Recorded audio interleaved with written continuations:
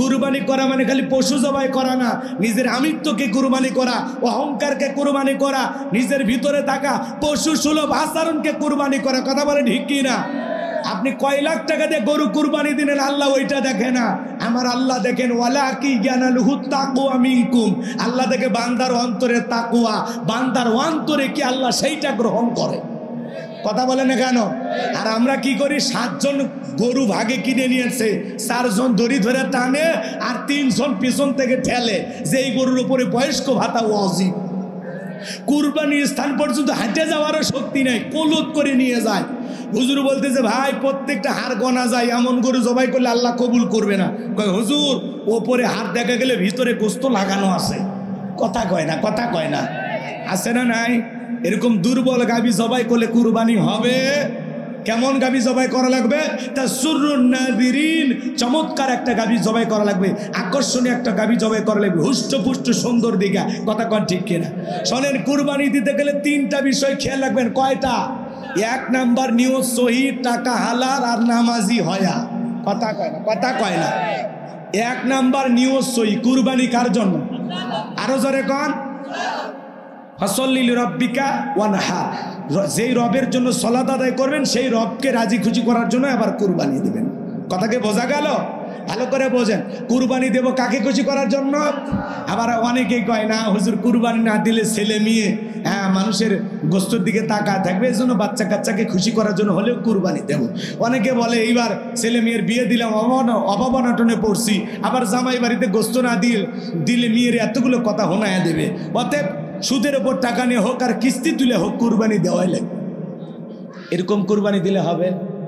কথা কয় না। আচ্ছা, সুদের টাকা নিয়ে কিস্তির টাকা নিয়ে কুরবানি দিলে হবে? হবে না। ভালো করে বোঝেন, আপনার কয় টাকার গরু দিলেন আল্লাহ ওইটা দেখেন। অনেকে দেখবেন বড় বড় গরু কুরবানি দেয় আর এলাকায় এসে গল্প করে, আছে না?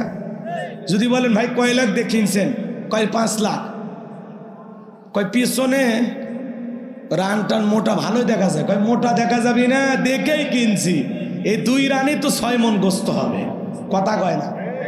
আবার এই যে সুটটা দেখা যায়, এই যে ঘাড়ে ষাঁড় গরুগুলো থাকে না, কথা কয় না কেন? এটা কি কয় না আপনারা? এটা কি সুট? সুট কয় এই সুটের গোস্ত আমি খুব পছন্দ করি, এই গোস্ত যে মজা হবে। যারা কুরবানির পশুটা জবাই করার আগে কোথায় কি পরিমাণে গোস্ত হবে, এর মধ্যে আর কষায়ের মধ্যে কোনো পার্থক্য আছে? এর কুরবানি কবুল হবে কোনো যুগে? কথা কয় না। তো লোক দেখানো কুরবানি দিলে হবে না, গল্প ফাটাইলে হবে না। কুরবানি আল্লাহর জন্য। কেউ যদি বলে ভাই কত দেখ, আলহামদুলিল্লাহ ভাই, আল্লাহ যতটুকু সামর্থ্য দিয়েছেন ততটুকু। আর আমরা কি বলি, এই গ্রামের সব চাইতে বড় গরু আমি দে, কলজে থাকা লাগবে।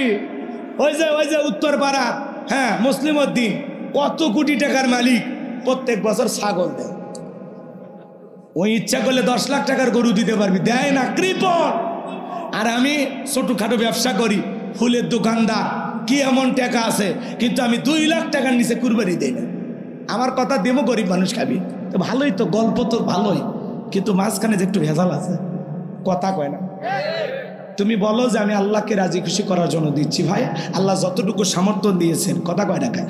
আপনার নিয়ত যদি সহি হয়, টাকাটা যদি হালাল হয়, আপনি যদি নামাজি হয়ে কুরবানি দেন, আপনি যদি 10,000 টাকার একটা ছাগলও কুরবানি দেন, নিয়ত সহি, টাকা হালাল, ওই পশুর রক্ত জমিনে পড়ার আগেই আসমানের মালিক আল্লাহর কাছে কবুল হয়ে যাবে। বলেন সুবহানাল্লাহ। আল্লাহকে বলেন আল্লাহ ইব্রাহিম ইসমাইলের মতো কবুল করো, বিশ্বনবী এবং সাহাবায়ে কেরামদের মতো আমার কুরবানিকে তুমি কবুল করো। কথা বলে ঠিক কি না? আর আমরা জামাই বাড়িতে গোস্ত পাঠাবো, ছেলে মেয়ের জন্য কুরবানি দিতেছি। আপনার ছেলে মেয়েই তো খাবে, জবাই করে তো জামাই বাড়িতে আত্মীয় স্বজন গরিব দুঃখীকে দিয়েই তো খাবেন। নাকি বিকেল বেলা ফেরেশতারা বস্তা নিয়ে এসে বলে এই ঝিনাইদহের মানুষ গোস্ত তোল, আমরা আসমানি নিয়ে যে ভুনে করে খাবো। নিয়ত সহি করেন। কথা কয় না। হাজি মানুষ, এরপরেও দেখা যায় বেনামাজি, সুদখোর, ঘুষখোরের সাথে ভাগে কুরবানি দেয়। একজন হাজিক জিজ্ঞাসা করলেন, চাচা যার সাথে কুরবানি দিচ্ছেন এর মধ্যে 2-3 ধরনের ভেজাল আছে, আপনি একা একটা খাসি দেন। কই বাড়িতে কেউ খাসির গোস্ত খায় না। কথা কয় না। আসসালামু আলাইকুম ওয়া রাহমাতুল্লাহি ওয়া বারাকাতুহু। ইন্নাল হামদালিল্লাহিল আকরামিল্লাযী খালাকাল ইনসানা ওয়া কাররামাহু ওয়া 'আল্লামাহু মিনাল বায়ানি মা লাম ইয়ালাম ফাসুবহানাল্লাযী লা ইহসা ইমতিনানুহু বিল লিসানি ওয়ালা বিল কলাম নাশহাদু আল লা ইলাহা ইল্লাল্লাহু ওয়াহদাহু লা শারীকা লাহু ওয়া নাশহাদু আন্না সাইয়্যিদানা ওয়া সানাদানা ওয়া হাবিবানা ওয়া মাওলানা মুহাম্মাদান আবদুহু ওয়া রাসূলুহু আল্লাযী আরসালাহু বিল হাক্কি বাশীরান ওয়া নাযীরা ওয়া দাঈয়ান ইলাল্লাহি বিইذনিহি ওয়া সিরাজান ওয়া কমারান মুনীরা فقد قال الله تعالى في كلامه المجيد وفي فرقانه الحميد সকলে জবান সেরে মোহাব্বতে আওয়াজ দে পড়ুন আউযু বিল্লাহি মিনাশ শাইতানির রাজীম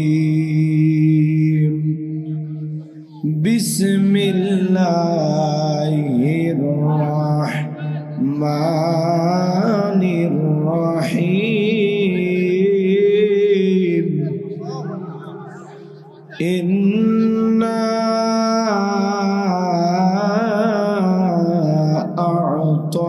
আ'তাইনাকাল কাউসার ফাসাল্লি লিরাব্বিকা ওয়ানহার ইন্না শানিয়াকা হুয়াল আবতার সাদাকতা ইয়া রাব্বাল আলামিন وعن أبي هريرة رضي الله تعالى عنه قال قال رسول الله صلى الله عليه وسلم الدنيا سجن المؤمن وجنة الكافر رواه المسلم وقال تعالى في شان حبيبي إن الله وملائكته يصلون على النبي يا أيها الذين آمنوا صلوا عليه وسلموا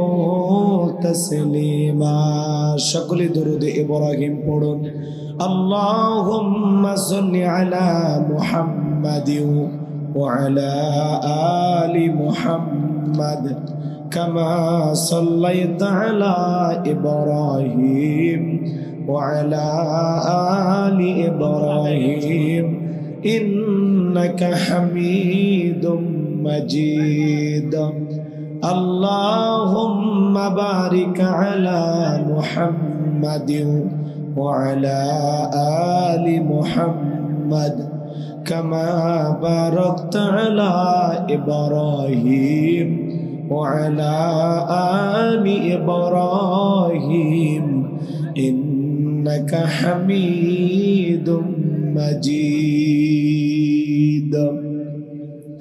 মুসলিম মোরা ঘুমিয়ে পড়েছি বিবেকে জ্বলছে তালা রক্ত মোদের হয়েছে শিথিল পাপে অন্তর কালা আসছে পথে আধার নেমে তাই বলে কি রইবি থেমে বারে বারে জ্বলবে বাতি হয়তো বাতি জ্বলবে না তাই বলে তো ভীরুর মতো বসে থাকলে চলবে না মুসলিম আমি সংগ্রামী আমি চিররণবীর আল্লাহকে সারা কাউকে মানি না নারাই তাকবীর মুসলিম জাগে কারবালাতে কঠিন শপথ পড়ে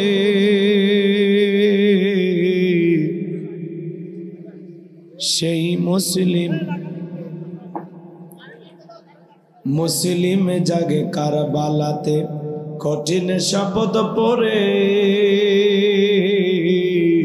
সেই মুসলিম চিরোত্তম, তাই তো একত্রে শপথ নিলাম, আল্লাহ রাজ গর্ব এবার চির শান্তি সুখের নীর। আল্লাহকে সারা কাউকে মানি না, নারাই তাকবীর।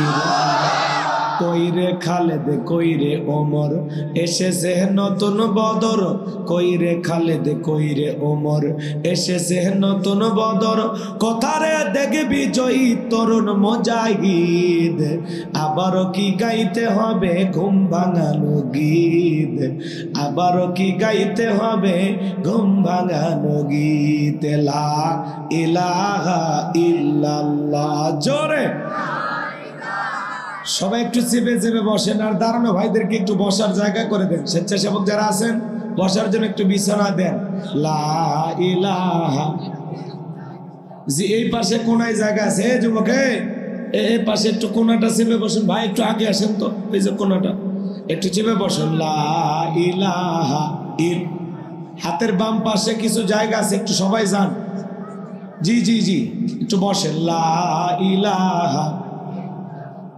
জোরে লা ইলাহা, লা ইলাহা ইল্লাল্লাহু মুহাম্মাদুর রাসূলুল্লাহ। জবান সের এক বাক্যে পড়ছি সাল্লাল্লাহু আলাইহি ওয়াসাল্লাম।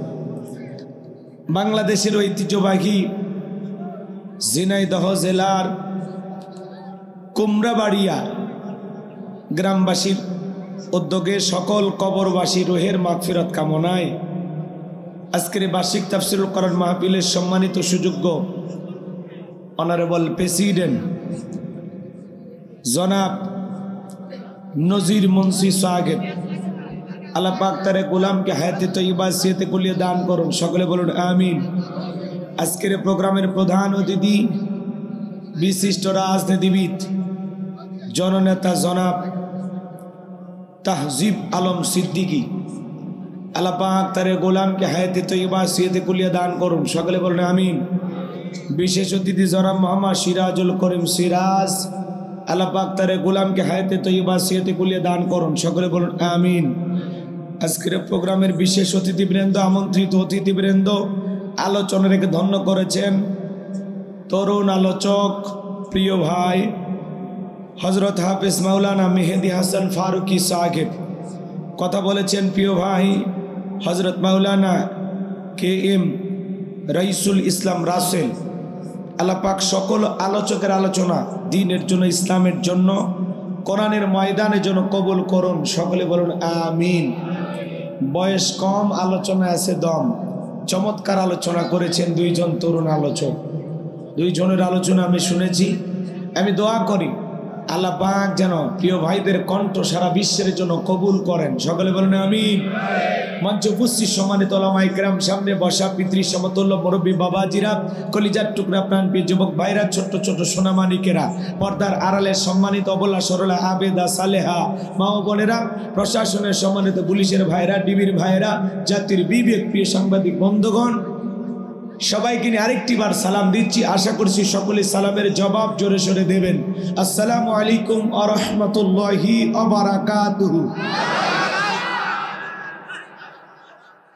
আল্লাহ পাক সুবহানাহু ওয়া তাআলা অত্র এলাকা থেকে গনে গনে গুণান্বিত করে গত 7 তারিখে প্রোগ্রামটি রাতের বেলায় হওয়ার কথা ছিল। বিশেষ কারণে মিগজাউম আসার কারণে, মিগজাউম বোঝেন তো? হ্যাঁ, ঘূর্ণিঝড় আসছিল, তো এই কারণে নিম্নচাপের কারণে বৃষ্টি হয়েছিল। হালকা বৃষ্টির কারণে বসার মতো পরিবেশ ছিল না, কাদামাটি হয়ে গেছিল। আমি রেডি ছিলাম গাড়ি নিয়ে আসবো, কিন্তু কর্তৃপক্ষের ভাইরা বলতেছে হুজুর আপনি আইসে কি করবেন, লোকজন তো বসার কোনো জায়গা পাবে না। তো আমরা মানুষকে কষ্ট দিতে চাই না। আমি পরবর্তীতে আপনি দিনের বেলা ডেট দেন, আমরা করতে রাজি। তো এই জন্য আজকে দিনের বেলা আপনাদেরকে আবার কষ্ট দেওয়া হয়েছে। এরপরে অনেক কষ্টের পরে, অনেক বাধার পরে আজকের মাহফিল যে হচ্ছে, আমরা যে কথা বলার সুযোগ পাইলাম আর আপনারা যে শোনার সুযোগ পাইলেন, এই জন্য আল্লাহ পাকের দরবারে শুকরিয়া আদায় করে পড়ছি আলহামদুলিল্লাহ।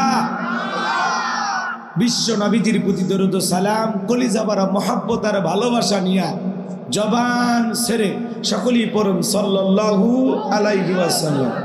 সম্মানিত ভাইরা আমার, ভূমিকা দেওয়ার কোনো সুযোগ নাই, ডাইরেক্ট আলোচনা করতে চাই। তারপরে দু একটি কথা না বললেই নয়। আমরা যত জায়গায় কোরআনে কথা বলতে যাই বলে হুজুর সাবধানে আলোচনা করবেন, ভুলে যাবেন না এলাকা কা। ওদের কথার সাই শুনে মনে হয় এলাকা ওদের বাবা আছে না নাই? একটু আওয়াজ দেন, আওয়াজ দেন। দিনের বেলায় ঘুমাইছেন, ঘুম ধরলে আমার ধরবে। আমি সেই ঢাকায় ধামবাই থেকে কষ্ট করে সফর করে আপনাদের মাঝে আসলাম, ঘুমাইতে পারি নাই, গাড়ির ভিতরে 2 ঘন্টা ঘুমাইছি। কথা কি বুঝতে পারছেন? এই জন্য এই চোখ খোলা যাচ্ছে না। আপনারা একটু ঝাঁকি মেরে আওয়াজ দিয়ে বুঝাবেন যে হুজুর এটা ঘুমানোর খাট না, এটা ওয়াজ করার মাঠ। বুঝাতে পারবেন না? একটু আওয়াজ দিয়ে আমাকে জাগনা রাখার চেষ্টা করুন।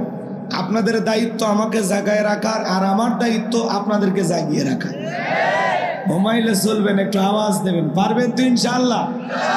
অনেক জায়গায় গেলে বলে হুজুর ওয়াজ যা করবেন করবেন, খবরদার রাজনীতির কোন আলোচনা করবেন না। আপনারাই বলেন তোমার বাড়ি কোন জেলা? গাইবান্ধা। গরিব এলাকায় বাড়ি দেখে আমার জেলার নামটা নিতেও কষ্ট হচ্ছে। একটু জোরে বলেন আমার বাড়ি কোথায়? আমি আসছি কোন জেলায়? ঝিনাইদহে। বিশ্বাস করেন বাজান, আমি গাইবান্ধা থেকে ঝিনাইদহে এসেছি শুধুমাত্র কোরআনের কথা বলার আশায়, এছাড়া আমার আর অন্য কোনো উদ্দেশ্য নাই। কথা বলে ঠিক কিনা? আর গাইবান্ধা থেকে ঝিনাইদহে রাজনীতি করে আমার কোনো লাভ আছে? আগামী নির্বাচনে এলাকার মহিলা মেম্বার পদে দাঁড়ানোর কোনো চান্স আছে? তাহলে আমি কেন এখানে রাজনীতি করব? যদি করাই লাগে নিজের জেলা গাইবান্ধাই করবো। কথা বলেন ঠিক কিনা? এই জন্য আপনার টেনশন মুক্ত থাকবেন। আমি আপনাদের কথার সাথে একমত। আমি বাংলাদেশের রাজনীতি কোনো দলের বক্তা না, আমি রাজনীতি কোনো বক্তব্য দেব না। I will not any political not because I am not a leader of any political party. কারণ এখানে সব দলের লোক আছে না নাই? এখানে বসে আছেন আওয়ামী লীগ, বিএনপি, জাতীয় পার্টি, জামাত ইসলাম, জাসদ, বাসদ, চরমনে, আরশদ, দেনবেগে, ফুরপুরে, হাটহাজারী, ওলামানে জামাত, তাবলিগ, পাবলিক, ওলামা লীগ, গণতন্ত্র, গণফোরাম, সুসমাজ, বিকল্প ধারা, এলজিবি, বেটাম, নাগরিক শক্তি, পিপল সোসাইটি, 4 দল, 14 দল, 8 দল, 19 দল, 20 দল, এমসলাম, বিএনএফ, বাংলাদেশ কংগ্রেস পর্যন্তই থাক। কত দল বাংলাদেশে? ভিপি নুরের গণ অধিকার পরিষদ, ওই যে তমিমুর চাচা ছেলে না, ওর নাম কি তৈমুর, ও চাচা একটা দল করছিল তৃণমূল বিএনপি। এত দলীয় লোক যেখানে, আমি কি বোকা দলীয় আলোচনা করব? এই দিক থেকে যদি একটা দলের লোক গুতা মারে, ওই দিক থেকে আর একটা দলের লোক থানায় টেলিফোন করে, আমি হুজুরের অবস্থা ভালো না খারাপ? অতএব আজকের মাহফিলে বাংলাদেশের রাজনীতি নিয়ে কোনো আলোচনা করা হবে? বলেন, বাংলাদেশের রাজনীতি নিয়ে কোনো আলোচনা করা হবে না। তবে হ্যাঁ, আমি যদি কোনো রাজনৈতিক বক্তব্য দেই, এই পৃথিবীর শ্রেষ্ঠ রাজনীতিবিদ, শ্রেষ্ঠ রাষ্ট্রনায়ক, শ্রেষ্ঠ রাষ্ট্রপতি, শ্রেষ্ঠ সেনাপতি, শ্রেষ্ঠ বৈজ্ঞানিক, শ্রেষ্ঠ দার্শনিক, শ্রেষ্ঠ বাবা, শ্রেষ্ঠ নানা, শ্রেষ্ঠ আদর্শ, শ্রেষ্ঠ মহামানব রহমাতুল আলামিনের মদিনার আদর্শের রাজনীতির কথা বলবো। আমি যদি কোনো রাজনৈতিক বক্তব্য দেই, খলিফাতুল মুসলিমিন, আমিরুল মুমিনিন হযরত ওমর ফারুকের আদর্শের রাজনীতির কথা বলবো।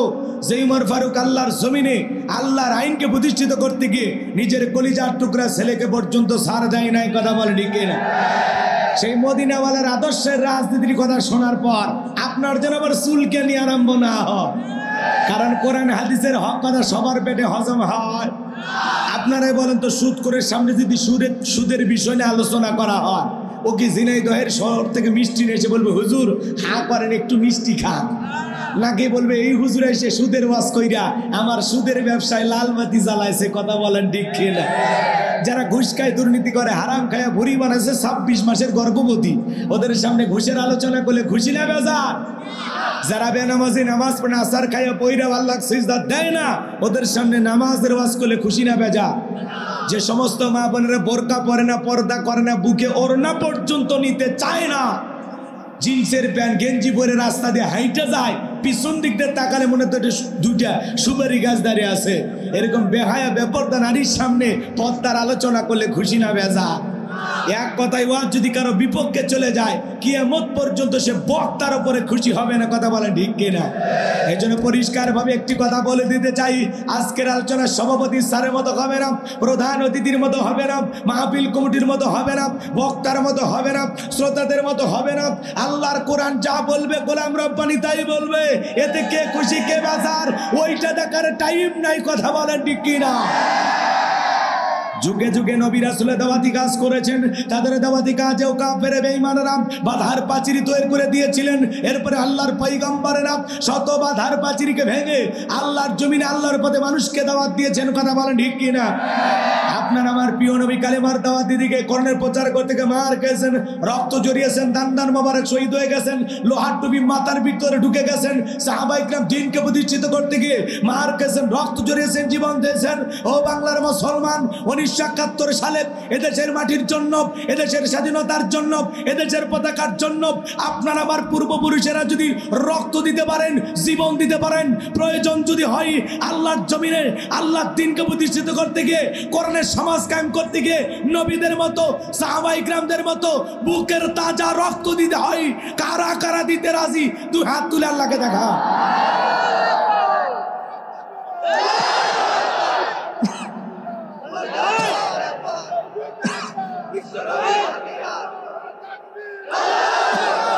লিল্লাহে তাকবীর। হাত সোজা করেন, টান টান করে হাত তোলেন, দুই হাত সোজা করেন। ওই যে মাঝে মাঝে হাত ব্যাকা করে তুলেছেন, দুই হাত সোজা করার শক্তি নেই, আপনি পুরুষ মানুষ। হ্যাঁ, দুধ ডিম ভিটামিন ক্যালসিয়াম মাঝে মাঝে খান, একেবারে দুর্বল হলে চলতে পারবেন। হাত সোজা করেন। আমার আল্লাহ রাব্বুল আলামিন বলেন, ইন্নাল্লাহা আশতারা মিনাল মুমিনিনা আনফুসাহুম ওয়া আমওয়ালাহুম বিআন্না লাহুমুল জান্নাহ। সূরা তাওবার 111 নম্বর আয়াতে আল্লাহ পাক জানায়া দিলেন, নিশ্চয়ই মুমিন বান্দাদের জান মাল আমি আল্লাহ ক্রয় করে নিয়েছি, বিনিময়ে দেব জান্নাত। বলুন সুবহানাল্লাহ। তাহলে বলেন তো বাজান, আপনার আমার জীবনের মালিক কে? এই ঝিনাইদহের যুবকেরা ভালো করে বলো তো, জীবনের মালিক কে? প্রেম করবার প্রেমিকাকে পার্কে নিয়ে যা ডাইলগ দিবা, এ জীবন তোমার, তুমি শুধু আমার। ওরে হাইব্রিড যুবক, এই জীবনের মালিক কে? আপনার আমার সম্পদের মালিক কে? আল্লাহর দেয়া জীবন, আল্লাহর দেয়া সম্পদ আল্লাহর পথে খরচ করতে রাজি আছেন তো মুসলমান? রাজি আছেন তো ইনশাআল্লাহ? রাজি আছেন তো ইনশাআল্লাহ? রাজি আছেন তো ইনশাআল্লাহ? বাম হাত নামান, শুধু ডান হাত তুলে রাখেন। আল্লাহ রাব্বুল আলামিন বলেন, ইল্লা সাহাবাল ইয়ামিন ফি জান্নাতিন ইয়াতাসাআলুন। ডানপন্থী যারা জান্নাতের বাগানে থাকবে তারা, বলুন সুবহানাল্লাহ। ডানপন্থী যারা আল্লাহর প্রিয় তারা, বলুন সুবহানাল্লাহ। তাহলে কোনো কথা হবে না। কিছুক্ষণ আগেই বললেন হুজুর জীবন দিতে রাজি, রক্ত দিতে রাজি। আপাতত জীবন রক্তর দুইটার কোনোটাই দেয়া লাগবে না। ডান হাতটা পকেটের ভিতর ঢুকে দিয়া যে যা পারেন যতটুকু পারেন এই তাফসীরুল কোরআন মাহফিলের জন্য প্রাণ ভরে দান করবেন। সোজা ডান হাত পকেটে দেন, আমিও দিচ্ছি। সবাই পকেটে হাত দেন। ছেলেপেলে যারা আসো ব্যাগ নিয়ে, রুমাল নিয়ে, চাদর নিয়ে, যার কাছে যা আছে তাই নিয়ে মাঠে নামো, খেলা হবে, খেলা হবে। ছেলেপেলে আপনাদের মাঝে গেছে, সবাই দেন, সবাই পকেটে হাত দেন, আমিও দিচ্ছি, দেন। সবাই পকেটে হাত দেন, সবাই পকেটে হাত দেন, সবাই পকেটে হাত দেন। 10, 20, 50, 200, 100, 500, 2000, 5000, 10,000, 1 লাখ, 2 লাখ, যে যা পারেন আল্লাহর হস্তে পকেটে হাত দিয়ে প্রাণ ভরে টাকা দান করেন। খবরদার কে যেন আমার বিড়ি ম্যাচ দিন না। 2014 সালে ওয়াজ করতে গেছিলাম রংপুর তারাগঞ্জ, ওই জায়গায় কালেকশন চলতেছিল। একজন ব্যাগের ভিতরে দিচ্ছে 2 প্যাকেট বিড়ি, দিয়ে লেগে দিচ্ছে 1 প্যাকেট মাহফিল কমিটির আর 1 প্যাকেট বক্তা। এরকম দুষ্টমি করা যাবে না। সবাই পকেটে হাত দিয়ে আল্লাহ রাস্তায় টাকা বের করে দেন। মহিলা প্যান্ডেল আছে নাকি গো? মা বোন যারা বসে আছেন, মা, ও মা, আমি জানি ঝিনাইদহের মা বোনদের দিল খুবই নরম, তারা অনেক ভালো। আল্লাহ মা বোনদেরকে বেশি করে দান করার তৌফিক দান করুন। জোরে বলেন আমিন। মহিলা প্যান্ডেলে যারা বসে আছেন, মা, ও মা, আপনাদের মাঝে চলে গেছে চাদর, বোরকার পকেট থেকে করে দেন হালকা করে একটু আদর। মা বোনদেরকে আল্লাহ বেশি করে দান করার তৌফিক দান করুন। জোরে বলেন আমিন। হ্যাঁ, মা বোনদেরকে বলে, মা থাকে যদি নাকের ফুল, কানের দুল, গলার সেন দিয়ে যাবেন, বিনিময়ে বেশি বেশি সব পাবেন। আল্লাহ কবুল করেন। জোরে বলেন আমিন। সবাই পকেটে হাত দিয়ে আল্লাহর রাস্তায় টাকা দেন। 10 লাঠি একের বোঝা। যুবক ভাইরা অনেক কষ্ট করে আয়োজন করেছেন, একটু সহযোগিতার হাত বাড়ান। বাজান কৃপণতা কেউ করবেন না। আমি গুনাহগারের হাতে 2, 4, 5, 10,000 যারা দেবেন, 500, 1000 টাকা দেবেন, আমি মুসাফির দিল থেকে দোয়া করব। বাজান এলাকায় কে আছেন গণ্যমান্য ব্যক্তিবর্গ, একটু পকেটে হাত দেন। পকেটে হাত দিয়ে আমার কাছে দেন, আমি গুনাহগার দিল থেকে দোয়া করে দেবো। তাড়াতাড়ি 2-1 মিনিটের মধ্যে কালেকশন করে আমি আলোচনায় চলে যাব। ছেলেপেলে আপনাদের মাঝে গেছে, যে যা পারেন আল্লাহর হস্তে উজাড় করে আপনারা দান করেন, দান করে দান করেন। আল্লাহ সবাইকে দান করা তৌফিক দান করেন। জোরে বলুন আমিন। ভাই আমার হাতে দেওয়ার মতো কেউ নাই, দেন না বাজান, পকেটে হাত দেন। কে আছেন শোনো ভাই, পকেটে হাত দেন, সবাই একটু দেন।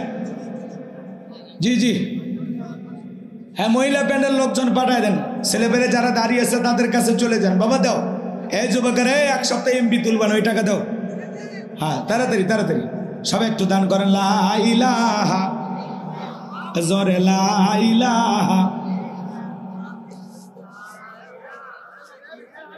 জোরে লা ইলাহা ইল্লাল্লাহ, জোরে লা ইলাহা। মাশাআল্লাহ, কি নাম ভাইয়া? আব্দুল মালিক নাম, বাপের বেড়া মতো করছে, একখান কাম নগদ 500 টাকা। জোরে বলেন মারহাবা। আল্লাহ তাআলা মালিক ভাই দানটা কবুল করেন, বড়দানে শামিল করেন, এদিনে ছেলেকে লক্ষ লক্ষ টাকার মালিক বানায় দেন, দুনিয়া আখিরাতে ইজ্জত সম্মান বাড়ায় দেন। জোরে বলেন আমিন। তুমিও দিলা, মাশাআল্লাহ। চেহারাটাও যেমন সাদা, মনের মধ্যে নাই কোনো কাদা, আল্লাহ বানায়া দিও জান্নাতীদের দাদা। মারহাবা কোন, দোয়া করতে দিবেন। ছোট্ট বাচ্চা দেখেন কয় টাকা দিয়েছে? 50। মারহাবা কোন। ছোট্ট বাবু দান করেছে 50। তার আত্মীয় স্বজনকে দিও না জাহান্নামের আঁশ। দানটা কবুল করে নাও, বড়দিনে শামিল করে নাও, এদিনে ছেলে করে কোটি কোটি টাকার মালিক বানায় দাও। জোরে বলেন আমিন। আরেকজন বাবাজি 50 টাকা দিয়েছেন, আল্লাহ কবুল করেন, হায়াত বাড়ায় দেন, জিন্দিগির গুনাহগুলো মাফ করে দেন, কোটি কোটি টাকার মালিক বানায় দেন। জোরে বলেন আমি। দিয়ে দনে বোঝে মন, কেড়ে নিতে কতক্ষণ, নদীর কলো ভাঙে কলো করে, এই তো নদীর খেলা। সকালবেলা টাকাবেলা তুই, ফকিরি সন্ধ্যাবেলা, দান করিলে মাল কমে না, নেকির পাল্লা হয় ভারী, গুনাহ কাদা মাফ করে দিয়ে আল্লাহ জান্নাতে বানায় দিও ঘর বাড়ি। জোরে বলেন মারহাবা। ভাই কে আছেন আমার হাতে 500,000 টাকা দেবেন ভাই? না, এলাকায় দরদের ভাই আমার, কলিজাটা বড় করে দেন না বাজান, খুব দ্রুত গতিতে 500,000 টাকা আমি মুসাফিরের হাতে দান করেন। অনেকের মা বাবা আত্মীয় স্বজন কবরে চলে গেছে, তাদের রুহের মাগফিরাত কামনায়, এই যে দেখেন এই গ্রামের সকল কবরবাসী রুহের মাগফিরাত কামনায় মাহফিল, কবরবাসীদের জন্য একটু দোয়া করা হবে, দেন না বাজান দেন। আমি মুসাফিরের হাতে দেন, আমি গুনাহগার আপনাদের পিতামাতা আত্মীয় স্বজনদের জন্য একটু দোয়া করে দেব দিল থেকে ইনশাআল্লাহ। মাশাআল্লাহ। আরেকজন 50 টাকা, আল্লাহ কবুল করেন, হায়াত বাড়ায় দেন, জিন্দিগির গুনাহগুলো মাফ করে দেন। জোরে বলেন আমিন। জি জি। আরেকজন ভাই আমার নগদে 200 টাকা দিয়েছেন, আল্লাহ কবুল করেন, হায়াত বাড়ায় দেন, জিন্দিগির গুনাহগুলো মাফ করে দেন। 100 টাকা ফেরত দেওয়া লাগবে। কে পান কিনবে? 200 দেওয়াই যায় না, আর 9 টাকা। আচ্ছা হোক, লিল্লাহি তাকবীর। আমার চাচা আমি 100 টাকা। জোরে কোন মারহাবা। ভাই এলাকার কোন কোনো ব্যক্তি কি আছেন, তাড়াতাড়ি তাড়াতাড়ি মেহেরবানি করে দেন। আমি আম্মার সাহেব চলে গেছে, চলে গেছে না? টাকা দিছে তো, মাশাআল্লাহ, লিল্লাহি তাকবীর। এ ভাই, বাইরে গ্যাঞ্জাম ভালোই তো লাগছে, এতগুলো জায়গাতেই বসেন, রাস্তা আপাতত বন্ধ থাকে, হরতাল অবরোধ, বসেন। আরে ভাই রাস্তায় নাই অবরোধ না হলো, এই জায়গায় অবরোধ হোক, বসেন, চলাচল বন্ধ, বসেন। হ্যাঁ, ওই জায়গাতেই বসেন, হোক কিছুক্ষণ এই রাস্তা বন্ধ থাক, ঘন্টা খানিক নাকি কন? হ্যাঁ, খুব দ্রুত গতি। মাশাআল্লাহ। ভাইয়া কি না? রিফাত 150 টাকা। মারহাবা কন। আল্লাহ রিফাতের দান কবুল করেন, হায়াত বাড়ায় দেন। হ্যাঁ, এক বাচ্চা 50 টাকা, আল্লাহ কবুল করেন। নাও, এই ভাজতে এলে নিয়ে যাও, বলো নিয়ে যাও, এগুলো ব্যাগের মধ্যে ঢুকে। হ্যাঁ, সব ব্যাগ এক জায়গায় করেন। আবার কেউ যান 2-1টা লুকে থই না, দেখেন খেয়াল করেন। মহিলা প্যান্ডেলের টাকা পাইছেন, এগুলো খালি পুরুষে।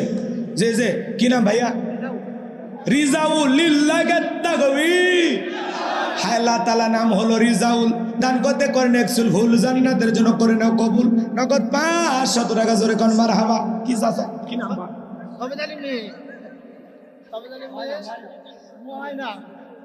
সবেদ আলীর মেয়ের নাম শম্পা, আমার শম্পা বোন। লিল্লাহি তাকবীর। সবেদ আলীর মেয়ে শম্পা। হ্যাঁ, আমাদের শম্পা নামের একজন বোন নগদে 2000 টাকা। জোরে বলেন মারহাবা। লিল্লাহি তাকবীর। আল্লাহ তাআলা সম্পদ দানটা কবুল করেন, বড় দানে শামিল করেন, এদের লক্ষ লক্ষ টাকার মালিক বানিয়ে দেন। জোরে বলেন আমিন। আসেন আসেন দরদিরে আমার, দিয়ে দনে বোঝে মন, কেড়ে নিতে কতক্ষণ, নদীর কলো ভাঙে কলো করে, এই তো নদীর খেলা। সকালবেলা টাকাওয়ালা তুই, ফকিরি সন্ধ্যাবেলা। আসেন আসেন দরদিরে আমার, যে যা পারেন খুব দ্রুত গতিতে, আমি আলোচনায় চলে যাবো, আর কষ্ট দেব না। আসেন আসেন, আর কেউ আসেন দেবেন 2-1 জন।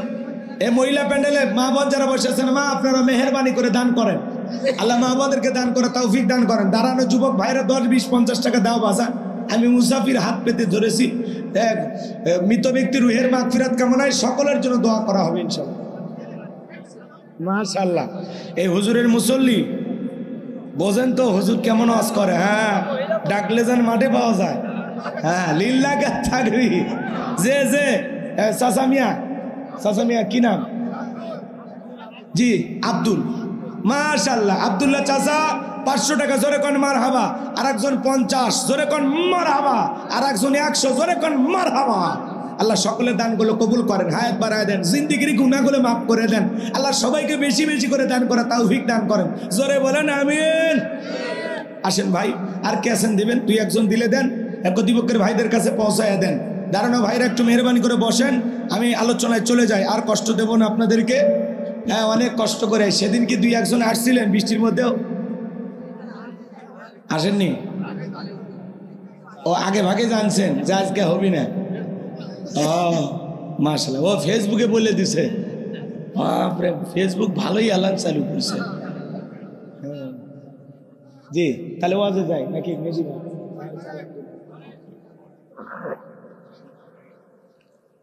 আচ্ছা, এদিক খেয়াল করেন, কোনো কথা হবে না, একেবারে ভূমিকা স্যার। বাপরে, 1000 টাকা এসেছে, এলাকার মানুষ ভালোই মারে।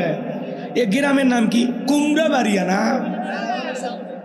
ও হুজুরে মুসল্লি এই জন্য তো দান করতেছেন, সেভাবে তৈরি করছে যে ইসলামের জন্য জীবন দেওয়া লাগবে, সম্পদ দেওয়া লাগবে। কথা কর ঠিক না? অসুস্থ আল্লাহ, আরে মায়ের পাগল, দেখেন মায়ের ভক্ত, লিল্লাহে তাকবীর। আল্লাহ তাআলা আমার যুবক ভাই, তার মা অসুস্থ, দোয়াছে নগদ 1000 টাকা, জোরে বলেন মারহাবা। আল্লাহ তাআলা প্রিয় ভাইয়ের মাকে শেফায়ে কামেলা আজলা দান করো, পরিপূর্ণ সুস্থতার নিয়ামত দান করো, জোরে বলেন আমিন। ছোট্ট বাবু, কি নাম তোমার? আবু রান। বাবা খাওয়া দাওয়া করছ? মাশাআল্লাহ, যাও। কি খাইছো বা? এই রে হাতিজা রে, তোর টাকা গুনতে না আমার আজকে দিনই চলে যাবে। ও 40 টাকা লেখা ভাসতে, তাই তো? লিল্লাহে থাকবি। হ্যাঁ, এক ছোট্ট বাবু দান করেছে 40, আল্লাহ তারে খাওয়াইয়া জান্নাতি 40, জোরে খন মারহাবা। আচ্ছা, 40 মানে বোঝেন আপনাদের এলাকায়? ওই যে মানুষ মারা গেলে আমাদের এলাকায় খাওয়াই, তো আপনাদের এলাকায় খাওয়ায় না? ওইটাকে 40 কয় আমাদের এলাকায়। কথা বুঝছেন? তো ওই জন্য আমাদের গাইবান্ধা হলে বুঝতো যে হুজুর কি কথা বলতেছে। হ্যাঁ, এটা বুঝেন। ওই ছেলেকে আমি বলতেছি আল্লাহ যেন ওরে জান্নাতি খাবার খাওয়ায়, জোরে কোন আমিন। জি জি, চলো না আলোচনায় চলে যায়, আর কষ্ট দেব না। হ্যাঁ, ওই প্যান্ডেল খুলে দাও বাবা ভাতিজা। হ্যাঁ জি, এলাকার লোকজন ভালোই মোহাব্বত, মাশাআল্লাহ। কি নাম বাবা? মোহাম্মদ কাসেম। বিয়ে শাদী করছে বাবা? বইয়ের নাম কি? হ্যাঁ, জহুরা আক্তার। যাক, নাম ভালো। আমি মনে করছি কাসেম মান ভাগ্যে মালা জুটছে, তো না, এটা জহুরা জুটছে। ওইদিকে গেল, আল্লাহ কবুল করেন, জোরে খানা আমিন। আচ্ছা, আর কষ্ট দেব না ভাই। সব ব্যাগ নিয়ে আপনারা এক জায়গায় হন, মহিলা প্যান্ডেল পুরুষ প্যান্ডেল সবটাকে এক জায়গায় নেন। এখন আমি ওয়াজে চলে গেলাম, যা হয়েছে আলহামদুলিল্লাহ মেনে নেন। এবছর বৃষ্টির বছর, বোঝেননি? মিক্সাও মাসে যা করছে মেনে নেন। এনা ঘন্টাখানি ওয়াজ করবে দেন। আপনারা আসর পর্যন্ত আসেন তো ইনশাআল্লাহ? তাহলে এদিক সেদিক কোনো কথা বলবো না, এখন ডাইরেক্ট আয়াত তিলাওয়াত করে আলোচনা শুরু ইনশাআল্লাহ। তাহলে সূরার নাম কি?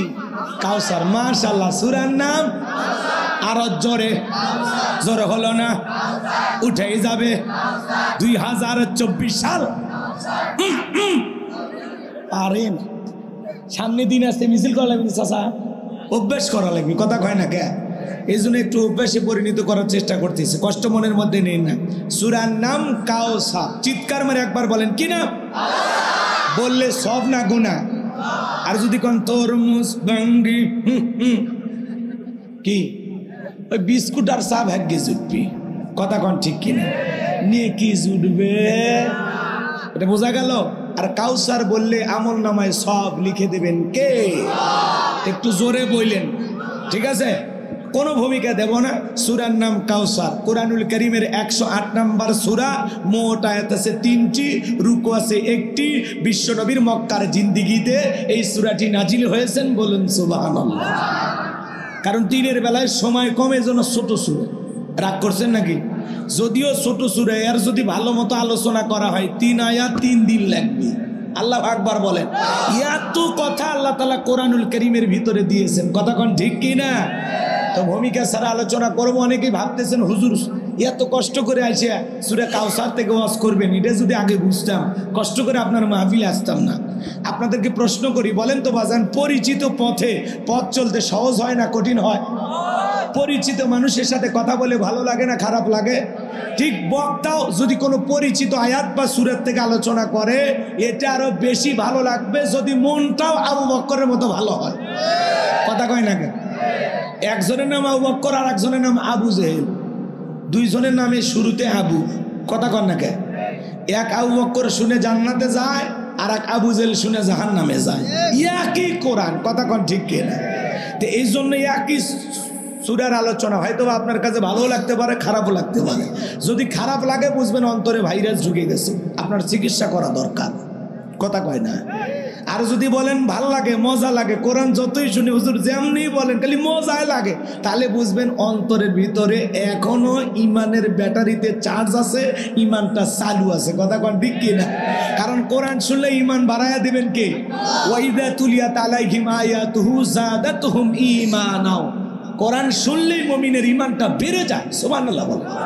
মসজিদে শুনলেই বাইরে যায়, কোরআনের মাহফিলে শুনলেও বাইরে যায়, নিজে নিজে পড়লেও বাইরে যায়। কথা বোঝা গেল? কোরআনের সাথে মুমিনের হৃদয়ের কালেকশন। কথা কন ঠিক কিনা? যাই হোক, এদিক সেদিক যাব না, সময় কম, এই জন্য ভূমিকার দিচ্ছি না, ডাইরেক্ট আলোচনা। তাহলে কথা হবে সূরা কাউসার থেকে ইনশাআল্লাহ। একটু জবান ছেড়ে সবাই আমার সাথে তিলাওয়াত করুন। আউযু বিল্লাহি মিনাশ শাইতানির রাজিম। বিসমিল্লাহির রাহমানির রাহিম। বিতাড়িত মুরদাদ অভিশপ্ত শয়তানের হাত থেকে আল্লাহ তাআলার কাছে আশ্রয় প্রার্থনা চাচ্ছি। পরম করুণাময় অসীম দয়ালু আল্লাহ তাআলার নামে শুরু করছি। সূরার নাম কাউসার। ইন্না আ'তাইনাকাল কাউসার ফাসাল্লি লিরাব্বিকা ওয়ানহার ইন্না শানিয়াকা হুয়াল আবতার। আল্লাহু আকবার। যে কোনো আয়াত বা সূরার তাফসীর করতে হলে কোন প্রেক্ষাপটে কোন সময় রসুলের ওপরে সেই সূরাটি বা আয়াতটি নাজিল হয়েছেন, সেই নাজিলের শানে নজুল জানার দরকার আছে না নাই? জোরে বলেন, দরকার আছে না নাই? যদি শানে নজুল আলোচনা করা হয় তাহলে তাফসীর বুঝতে সহজ হয়। সুবহানাল্লাহ বলেন। এই জন্য অনেকে অনেক কথা বলে, এগুলো কথাতে কান দেবেন না। কথাকে বোঝা গেল? বহু লোক থাকবে, নানান কথা বলবে। শোনেন, একটা কথা মনে রাখবেন, এই বাংলাদেশে যে মানুষ যত বেশি উঁচুতে গেছে তার পিছনে সমালোচনাকারী তত বেশি। কথা কয় না কেন? কিছু লোক আছে আপনার পা ধরে নিচে নামানোর চেষ্টা করবে। আল্লাহ যদি সম্মান দেয়, অত ইজ্জু মাংতাসা অত জিল্লু মাংতাসা, সম্মান দেওয়ার মালিক কে? আরো জোরে বলেন কে? এই জন্য বাজান, দিনের পথে চলতে গেলে আপনার বিরুদ্ধে নানামুখী আলোচনা সমালোচনা হবে। কথা বলে ঠিক কি না? এই জন্য দুষ্ট লোকের কথা শোনা যাবে না, বাতিলের কথায় কান দেয়া যাবে না, কোরআন সুন্নাহর পথে অবিচল অটল থাকতে হবে। কথা বলেন ঠিক কি না? মনে রাখবেন, এই দেশে এক শ্রেণীর মানুষ আছে যারা আলেমদের বিরুদ্ধে উঠে পড়ে লেগেছে। কথা কোন ঠিক কিনা? জাতির সামনে আলেমদের কালার বানানোর জন্য, তাদের সম্মানকে নিচে নামানোর জন্য। কিন্তু বলেন তো, যারা এই ষড়যন্ত্র করেছে তারাই নিচে নেমেছে। কথা কোন ঠিক কিনা? কারণ ইসলাম আল্লাহদের গায়ে হাত দিয়া আপনি বিরাট বড় আল্লাহওয়ালা সাজবেন, এমনটা হবে না। কথা বলেন ঠিক কিনা? সম্মানিত ভাইয়েরা আমার, এর জন্য আল্লাহ যারা ইসলামের বিরোধিতা করেছেন, আলেমদের বিরোধিতা করতেছেন, আল্লাহ যেন তাদের হেদায়েতের পথে কবুল করেন। জোরে বলেন আমিন। আরো জোরে বলেন আমিন। আমার ভাইয়েরা, নবীজির উপরে কোন সময় আল্লাহ রাব্বুল আলামিন সূরা কাউসার নাজিল করেছেন জানার দরকার আছে না নাই?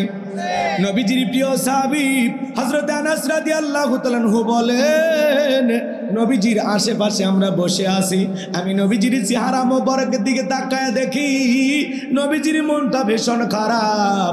মুখটা মলিন, চোখের কোনা দিয়া অশ্রু ঝরতেছে। কিছুটা সময় অতিবাহিত হয়ে যাওয়ার পর আমি তাকায়া দেখি আমার নবীজি মুস্কি মুস্কি হাসতেছেন। বলুন সুবহানাল্লাহ। হযরতে আনাস ডেকে বলেন, নবী গো, এই মাত্র দেখলাম আপনার মনটা খারাপ, মুখটা মলিন, চোখের কোনায় অশ্রু ঝরতেছে, আবার কেন হাসেন? বলেন তো বাজান, নবীজি কেন কাঁদেন, কেন হাসেন? এর পিছনে রহস্য আছে না নাই? নবীজির মনটা খারাপ কারণ হলো নবীজির কলিজার টুকরা ছেলে সন্তানগুলো মারা যায়। ইব্রাহিম মারা যায়, আবুল কাসেম মারা যায়, তাহের মারা যায়। বলেন তো বাজান, সন্তান যদি মারা যায় বাবা হিসাবে নবীর মনে কষ্ট লাগে কিনা? জোরে বলেন লাগে কিনা? বাজান গো আমার, সন্তানদেরকে হারিয়ে রসুলের হৃদয়টা ব্যথিত, মনটা বড় খারাপ। কিন্তু নবীর কাছের চাচা নাম হলো আবুল আহাব ডেকে বলে, ভাতিজা, তোমার বংশে ভাতিজার কেউ থাকলো না, তুমি একটা লেজ কাটা, তুমি একটা নির্বংশ, তুমি একটা হাত করে জোরে কর নাউজুবিল্লাহ। একে তো সন্তান হারানোর ব্যথা, অন্যদিকে আপন মানুষদের সমালোচনা। নবীজির কষ্ট কমে না বাড়ে? আপনারাই বলুন, আল্লাহ না করুক, আল্লাহ না করুক, আপনার আমার সন্তান যদি মারা যায়, কাছের আত্মীয় স্বজনদের উচিত বিপদের দিনে সান্ত্বনা দেওয়া। বাবা তুমি ধৈর্য ধারণ করো, জীবন মৃত্যুর মালিক আল্লাহ, আল্লাহ সন্তান দিয়েছে, আল্লাহ নিয়েছে, তুমি মন খারাপ করো না। আল্লাহ যদি চায় তুমি যদি সুস্থ থাকো, তোমার বিবি যদি ভালো থাকে, বছর না ঘুরতে আবারও তোমাদের কোল আলোকিত করে আল্লাহ সন্তান দান করবে। কথা বলেন ঠিক কিনা? আপন মানুষদের উচিত বিপদের দিনে সান্ত্বনার বাণী শোনানো, সবরের ওয়াজ করা। কথা কন ঠিক কিনা?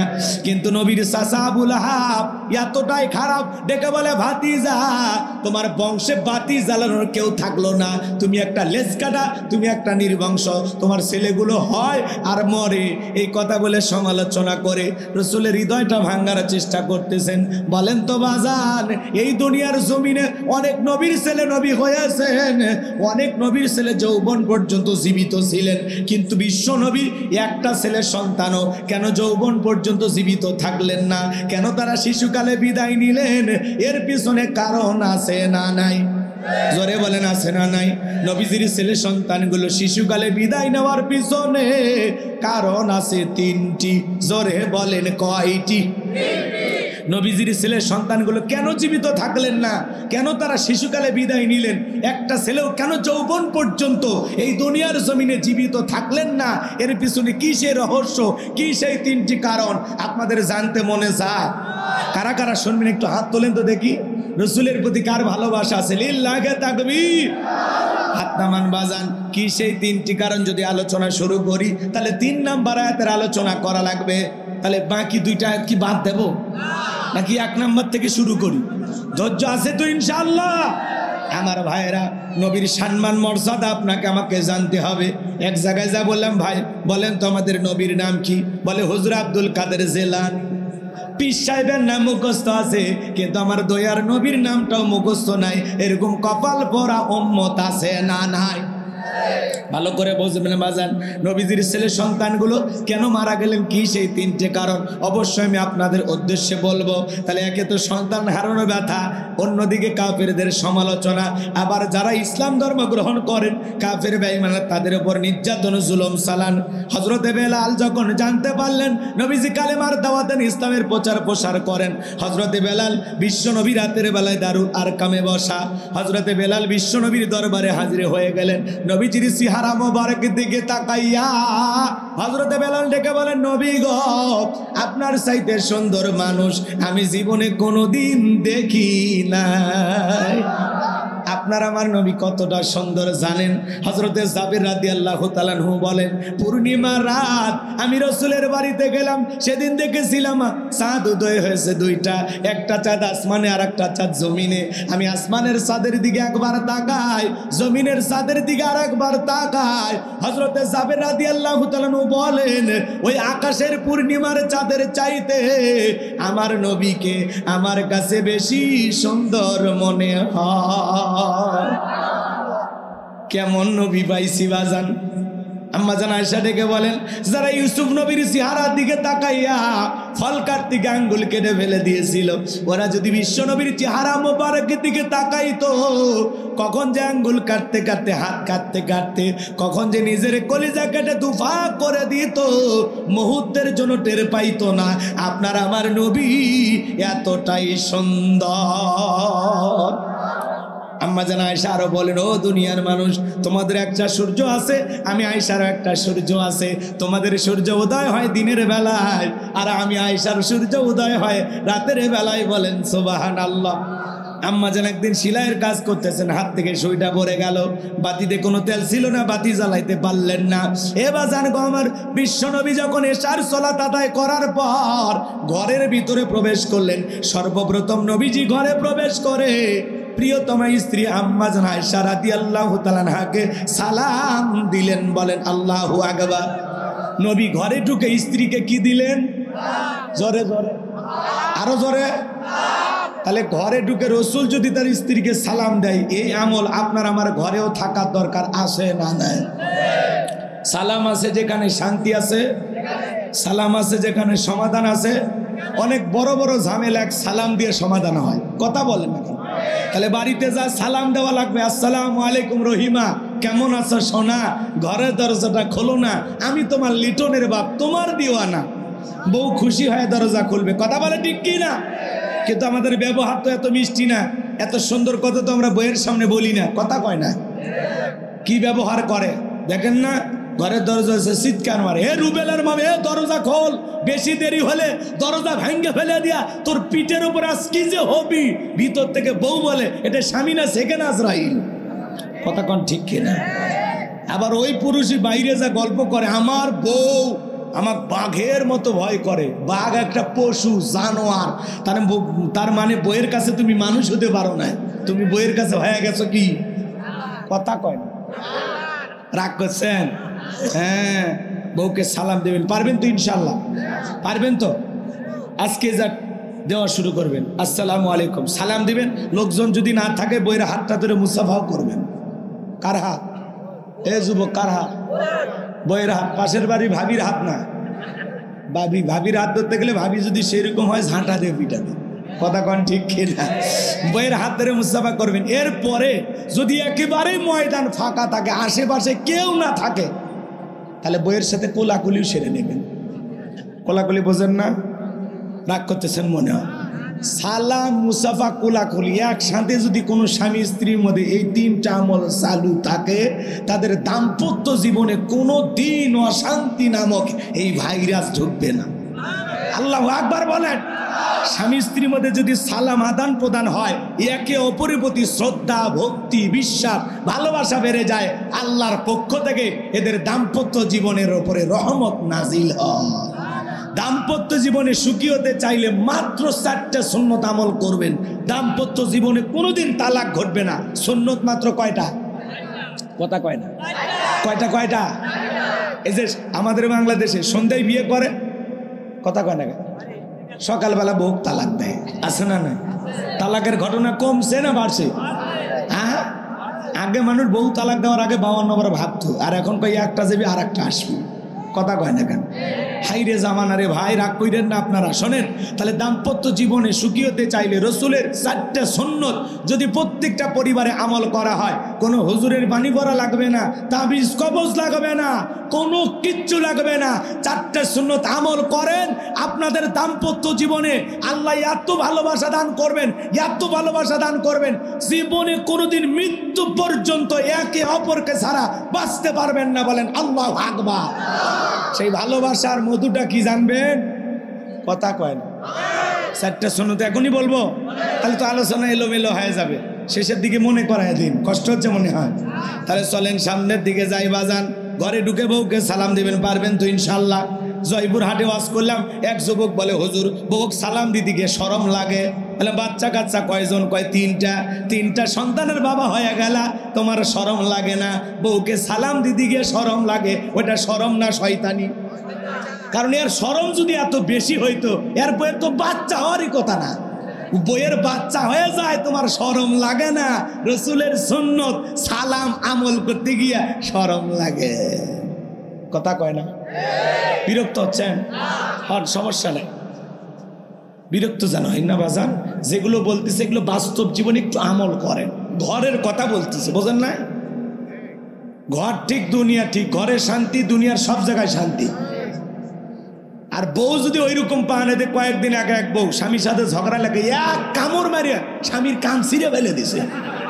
এরকম বউ যার দুনিয়াতে জাহান্নাম তা। কথা কন ঠিক কিনা? যেই বাড়িতে মহিলা মাতবর, মহিলার তাকাব্বরিতে সংসার চলে, ঘর চলে, ওই বাড়িতে শান্তি নাই। ওদের পরে সাইজ করতেছি, এখন ওইদিকে যাবার চাচ্ছি না। মা বোনদের জন্য ওয়াজ হওয়া দরকার, কারণ মা বোনেরাই বারবার দেশের সরকার। কথা কন ঠিক কি না? হ্যাঁ, মহিলাদের ওয়াজ কারা কারা শুনবেন একটু হাত তোলেন তো দেখি। লিল্লাহে তাকবীর। হাত নামান বাজান গো আমার। যে কথা বলতে চাচ্ছিলাম ভালো করে শোনেন। বিশ্বনবী ঘরের ভিতরে প্রবেশ করলেন, নবীজির চেহারার আলোতে সুইটা কই পরে আছেন আম্মা জান পরিষ্কার দেখতে পেয়েছেন। বলুন সুবহানাল্লাহ। কেমন নবী পাইছেন জানেন? যে নবী হ্যাঁ বললে পুরো পৃথিবীবাসীর জন্য আল্লাহ পাক হালালে পরিণত করে দেয়, যে নবী না বললে পুরো পৃথিবীবাসীর জন্য আল্লাহ পাক হারামে পরিণত করে দেয়। আল্লাহু আকবার বলেন। যে নবী জমিনে পা তুললে মাওলা পাকের আরশে আজিমে পৌঁছে যায়, যে নবী আসমানের চাঁদের দিকে ইশারা করলে চাঁদ দুই টুকরো হয়ে যায়, যেই নবীর চেহারার ওপরে মশা মাছি পড়া হারাম, জমিনে পথ চললে আসমানের মেঘ আইসা ছায়া প্রদান করতো। বলেন আল্লাহু আকবার। যেই নবীর চেহারা যখন ঘেমে যেত মুক্তার দানার মতো, ঘামগুলো চিকচিক করতো, আম্মা জানেরা এরকম করে ঘামগুলো সুন্দর করে নিয়ে শিশির ভিতরে রাইখা দিতেন। বিশেষ দিবসে ওই ঘামগুলো সুগন্ধি হিসাবে ব্যবহার করা হতো। বলেন সুবহানাল্লাহ। যেই নবীর চেহারার ওপরে মশা মাছি পড়া হারাম, যেই নবীর চেহারার দিকে তাকাইলে ক্ষুধা নিবারণ হয়ে যাইতো। বলেন আল্লাহু আকবার। সেই নবীর কাছে হযরত বেলাল কথা মনে আছে না নাই?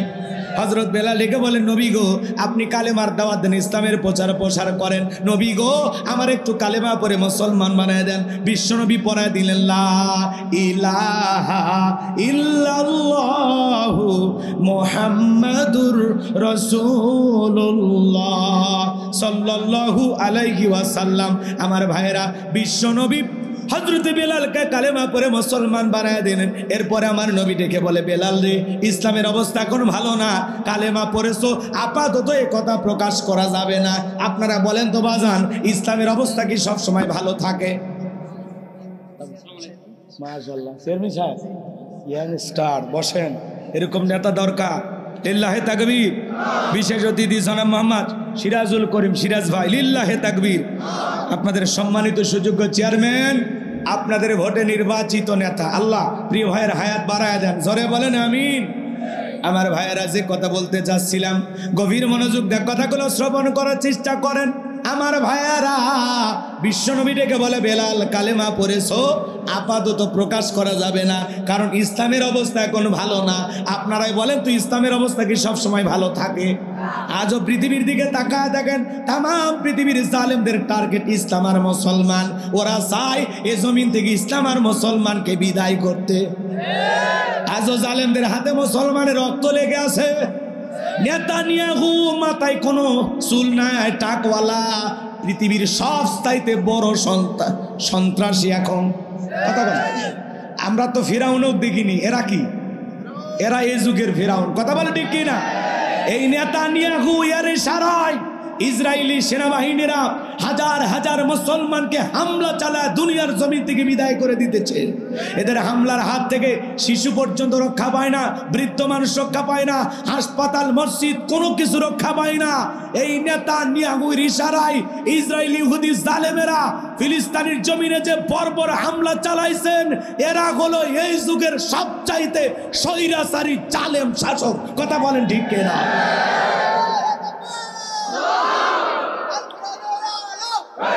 এই দেশ কার জানেন? ওই ফিলিস্তিনের জমিন হলো মুসলমানদের। আল্লাহু আকবার বলেন। ৭৫ বছর ধরে ওরা মুসলমানের রক্ত নিয়ে খেলা করতেছে। আলহামদুলিল্লাহ আমরা দেখতে পাইতেছি আগামীতে যে সুবাতাস বইতেছে, ওয়াসিরে ইসরায়েলি ইহুদি জালেমেরা ওই জমিন থেকে পালায়া যাবে, আর ফিলিস্তিনি জমিনটা মুসলমানের দখলে চলে আসবে। হ্যাঁ ইনশাআল্লাহ, ওয়াসিরে। কথা বলেন না কেন? আল আকসা বিজয় হবে, কথা বলেন ঠিক কি না? এটা রাসূলের ভবিষ্যৎবাণী। অবশ্যই অচিরেই মুসলমানের প্রথম কিবলা, পৃথিবীর দ্বিতীয় মসজিদ, সম্মানের দিক দিয়ে তৃতীয় মসজিদ, যেই মসজিদে অসংখ্য নবী রাসূলেরা সালাত আদায় করেছেন, অসংখ্য নবী রাসূলদের কবর আশেপাশে রয়েছেন, সেই বাইতুল মুকাদ্দাস মসজিদুল আকসা অবশ্যই রক্ষা হবে, যেখান থেকে রাসূলের মেরাজ শুরু হয়েছিল, কথা বলেন ঠিক কি না? অচিরেই মুসলমানদের হাতে সব কিছু চলে আসবে ইনশাআল্লাহ। জালেমেরা তো পারবে না, ওরা ক্ষণিকের জন্য একটু হয়রানি করে, পেরেশানিতে ফেলে। পরীক্ষা দিয়ে টিকে থাকার নাম মুমিন। ভয় পাইলে চলবে না। মুসলমান হয়ে ইসলাম নিয়ে টিকে থাকা যে কত কঠিন, এটা ফিলিস্তিনে মুসলমানরা টের পাইতেছে। আমরা তো মায়ের কোলে আসি, টের পাইতেছি না। কথা কন না কেন? ইসলাম মানতে গেলে আপনার উপর বিপদ মুসিবত আসবে, কথা বলে ঠিক কি না? ইসলাম মানার কারণে ঘর ছাড়া হওয়া লাগবে, বাড়ি ছাড়া হওয়া লাগবে, রাতে ঘুমাইতে পারবেন না, বিবি থাকার পরেও আদর করতে পারবেন না, সন্তান থাকার পরেও কাছে যাইতে পারবেন না, কথা বলেন ঠিক কি না? ইমানের পরীক্ষা দিয়ে টিকে থাকা লাগবে। মুমিন যদি নিজেকে দাবি করেন, পরীক্ষা দিয়ে উত্তীর্ণ হয়ে জান্নাতে যাওয়া লাগবে। আল্লাহ মুসলমানদের বোঝার তৌফিক দান করুন, জোরে বলুন আমিন। তাম পৃথিবীর নির্যাতিত অসহায় মুসলমানদের উপরে আল্লাহর সাহায্য নাজিল আল্লাহ করেন, জোরে করেন আমিন। তাহলে বিশ্বনবী ডেকে বলে, বেলাল, ইসলামের অবস্থা এখন ভালো না, আপাতত কালেমা পড়েছো, প্রকাশ করার দরকার নাই। আল্লাহু আকবার বলেন। আমার ভাইয়েরা, হযরতে বেলাল ডেকে বলেন, নবী গো, আমার মনি উমাইয়ার কাছে বলেছিলাম উত্তম বা ছাগল পেশাব পায়খানা করে দেয়, এই ঘরে থাকতে আমার বড় কষ্ট হয়। উমাইয়া ডেকে বলে, বেলাল রে, উত্তম বা ছাগলের দাম আমার কাছে আছে, কিন্তু তোর মতো কালো হাফসি বেলালের দাম আমার কাছে নাই, জোরে কর নাউজুবিল্লাহ। আমার নবীকে ডেকে বলেন, ও নবী, আমার জীবনের কোনো দাম নাই, আপনি একটু আমার জন্য দোয়া করেন, আল্লাহ পাক যেন মৃত্যু পর্যন্ত বেলালকে কালেমার পথে টিকে থাকার তৌফিক দান করেন, জোরে বলেন আমিন। হযরতে বেলাল রাত্রিবেলায় চলে আসলেন নবীর কাছ থেকে। সকাল হয়ে গেল, সূর্য উদয় হয়ে গেছে, অনেকটা বেলা গড়িয়ে যায়। হযরতে বেলাল দরজা খোলে না। অন্যান্য চাকর বাকর যারা আছে ওরা ডেকে বলে, আমাদের মনিব উমাইয়া এখনো পর্যন্ত বেলাল দরজা খোলে নাই, উত্তুম্বা ছাগলের পেশাব পায়খানা পরিষ্কার করে নাই। বলে, তাই নাকি? বলে, হ্যাঁ। এইবার দরজা এসে ডাক দেয়, বেলাল দরজা খোল। হযরতে বেলাল দরজা খোলে না, ধাক্কা মারছে, দরজা কইলা গেছে। এইবার উমাইয়া তাকায়া দেখে, যেই রাত্রিতে হযরতে বেলাল কালেমা পড়ে মুসলমান হয়েছেন, ওই রাত্রিতে একটা উটদুম্বা ছাগলের কাছে কোনো পেশাব পায়খানা নাই। সুবহানাল্লাহ বলবেন না? কষ্ট পাচ্ছেন আমার ভাইয়েরা? এইবার উমাইয়া ডেকে বলে, চাকরের দল, বেলালের বিরুদ্ধে মিথ্যা অভিযোগ দাও। তোমরা যখন ঘুমাচ্ছিলে বেলাল তখন ময়লা আবর্জনা পরিষ্কার করেছে, তাকায় দেখো না একটা উটদুম্বা ছাগলের কাছে কোনো পেশাব পায়খানা নাই। এই কথা বলে তাদেরকে দাঁড়িয়ে দিল আর বলে, নিজেদের কাজ করো, যাও, বেলালের বিরুদ্ধে কোনো অভিযোগ দেওয়ার দরকার নাই। এক পা দুপা করে হযরতে বেলালের কাছে গেলেন। হযরতে বেলাল মাথাটা নিচু করে জিকির করেন কার? এবার হযরত বেলালকে হালকা করে ধাক্কা মারছেন, যখন জবান দিয়ে কালেমার আওয়াজ বের হয়েছেন, তখন উমাইয়া তখন ডেকে বলে, বেলাল রে, তোর জবান দিয়ে কি শুনতে পাইলাম? তুমি কি কালেমা পড়ে মুসলমান হয়েছো? হযরত বেলাল ডেকে বলেন, মুসলমান হয় যারা মিথ্যা কথা বলতে পারে না তারা, ওয়াকুলু কওলান সাদীদা। আল্লাহু আকবার বলে। মুসলমানেরা সদা সর্বদা সত্য কথা বলবে, কথা বলে ঠিক কি না? মিথ্যাবাদী আমাদের সমাজেও আছে না নাই? মিথ্যা কথা বলে নাস্তা করে, মিথ্যা কথা বলে দুপুরে লাঞ্চ করে, রাতে ডিনার করে, ভরা পেটেও মিথ্যা, খালি পেটেও মিথ্যা। মিথ্যা বলতে বলতে চেহারা বেঁকা হয়ে গেছে। আজরাইল 2 দিন পর আসবে, এরপরে মিথ্যা বলা সারে আছে। কষ্ট হচ্ছে আপনাদের? কিছু যুবক দেখেন না, কয় দোস্ত 1 মিনিট, কয়া দেয় এক বেলাও খবর নেই। এই 1 মিনিট কি হাসরের ময়দানের 1 মিনিট নাকি? আছে না? কয় দোস্ত এই জিনেই দহ, ও বাড়িতে বসে আছে। চলতে ফিরতে আমরা মিথ্যা কথা বলি। যুবক, মিথ্যা কথা বলা যাবে না। মুসলমান হবে সত্যবাদী। মুসলমান হবে কি বাদী? সত্যবাদী। সদা সর্বদাই সত্য কথা বলবো। আল্লাহ সত্যের পথে আমাদের কবুল করেন। আরো জোরে বলেন আমিন। আমার ভাইয়েরা লম্বা করবো না, সংক্ষিপ্ত কথা একটু বলে দিয়ে যাই, মূল আলোচনায় চলে যাব। আমার ভাইয়েরা যে কথা বলতে চাচ্ছিলাম, ওমায় ডেকে বলে বেলাল রে এসব কি শুনছি, তুমি কি কালেমা পরে মুসলমান হয়েছো? হযরত বেলাল ডেকে বলে গতকাল রাত্রিতে নবীজির হাতে হাত দিয়ে আমি কালেমা পরে মুসলমান হয়েছি। ওমায় ডেকে বলে বেলাল উর্তুম্বা ছাগলের মালিক বানায় দেব, থাকার জন্য কোয়ার্টারের ব্যবস্থা করে দেব। হযরত বেলাল ডেকে বলে ওমাইয়া দুনিয়ার কোনো পার্থিব সম্পদের বিনিময়ে বেলাল তার ঈমান বিক্রি করবে না। আল্লাহু আকবার বল। আমার ভাইরা ভালো করে বোঝার চেষ্টা করেন, আমি গুনাহগার যে কথা বলতে চাচ্ছিলাম। এইবার ওমায় ডেকে বলে বেলাল রে আমার কথা না শুনলে আমার বড় নেতা আবু জেলকে খবর দেব। হযরতে বেলাল ডেকে বলে কোন বড় নেতা ছোট নেতা কাউকে গোনার টাইম নাই, আমি দুনিয়ার কোন আবু জেলকে ভয় করি না, আমি ভয় করি আমার আল্লাহকে। বলেন আল্লাহু আকবার। আমার ভাইরা যে কথা বলতে চাচ্ছিলাম গভীর মনোযোগ দিয়ে গুনাহগারের কথাগুলো কিছু বলবেন, দু এক মিনিট কথা বলুন। আচ্ছা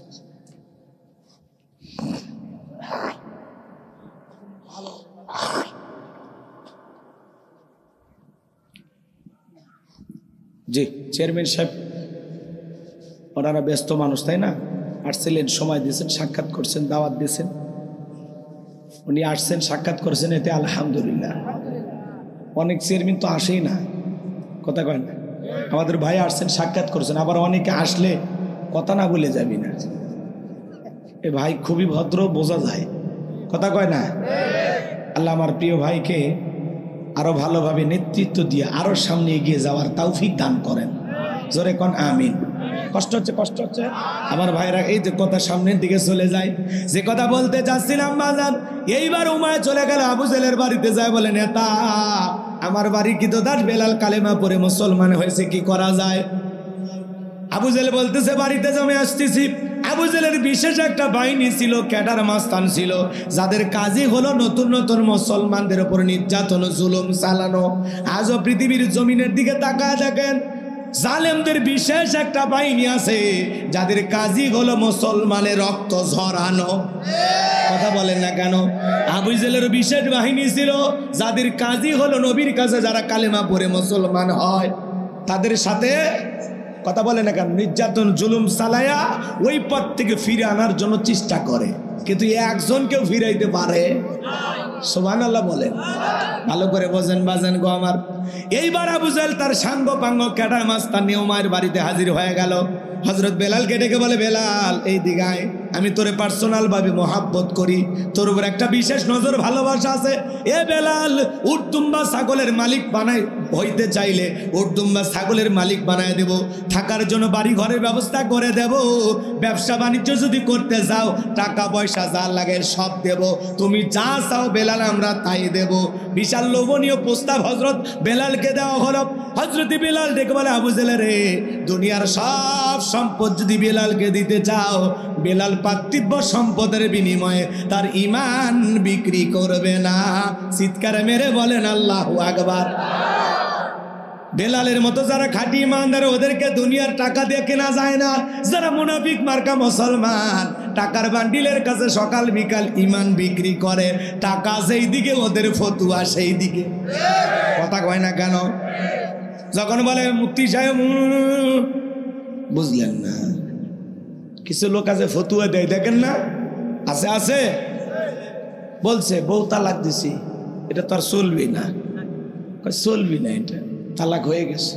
তখন বলে দেখেন হুজুর দুইটা বাচ্চা কান্না করতেছে, মানুষ তো ভুল করে হুজুর, কথা কয়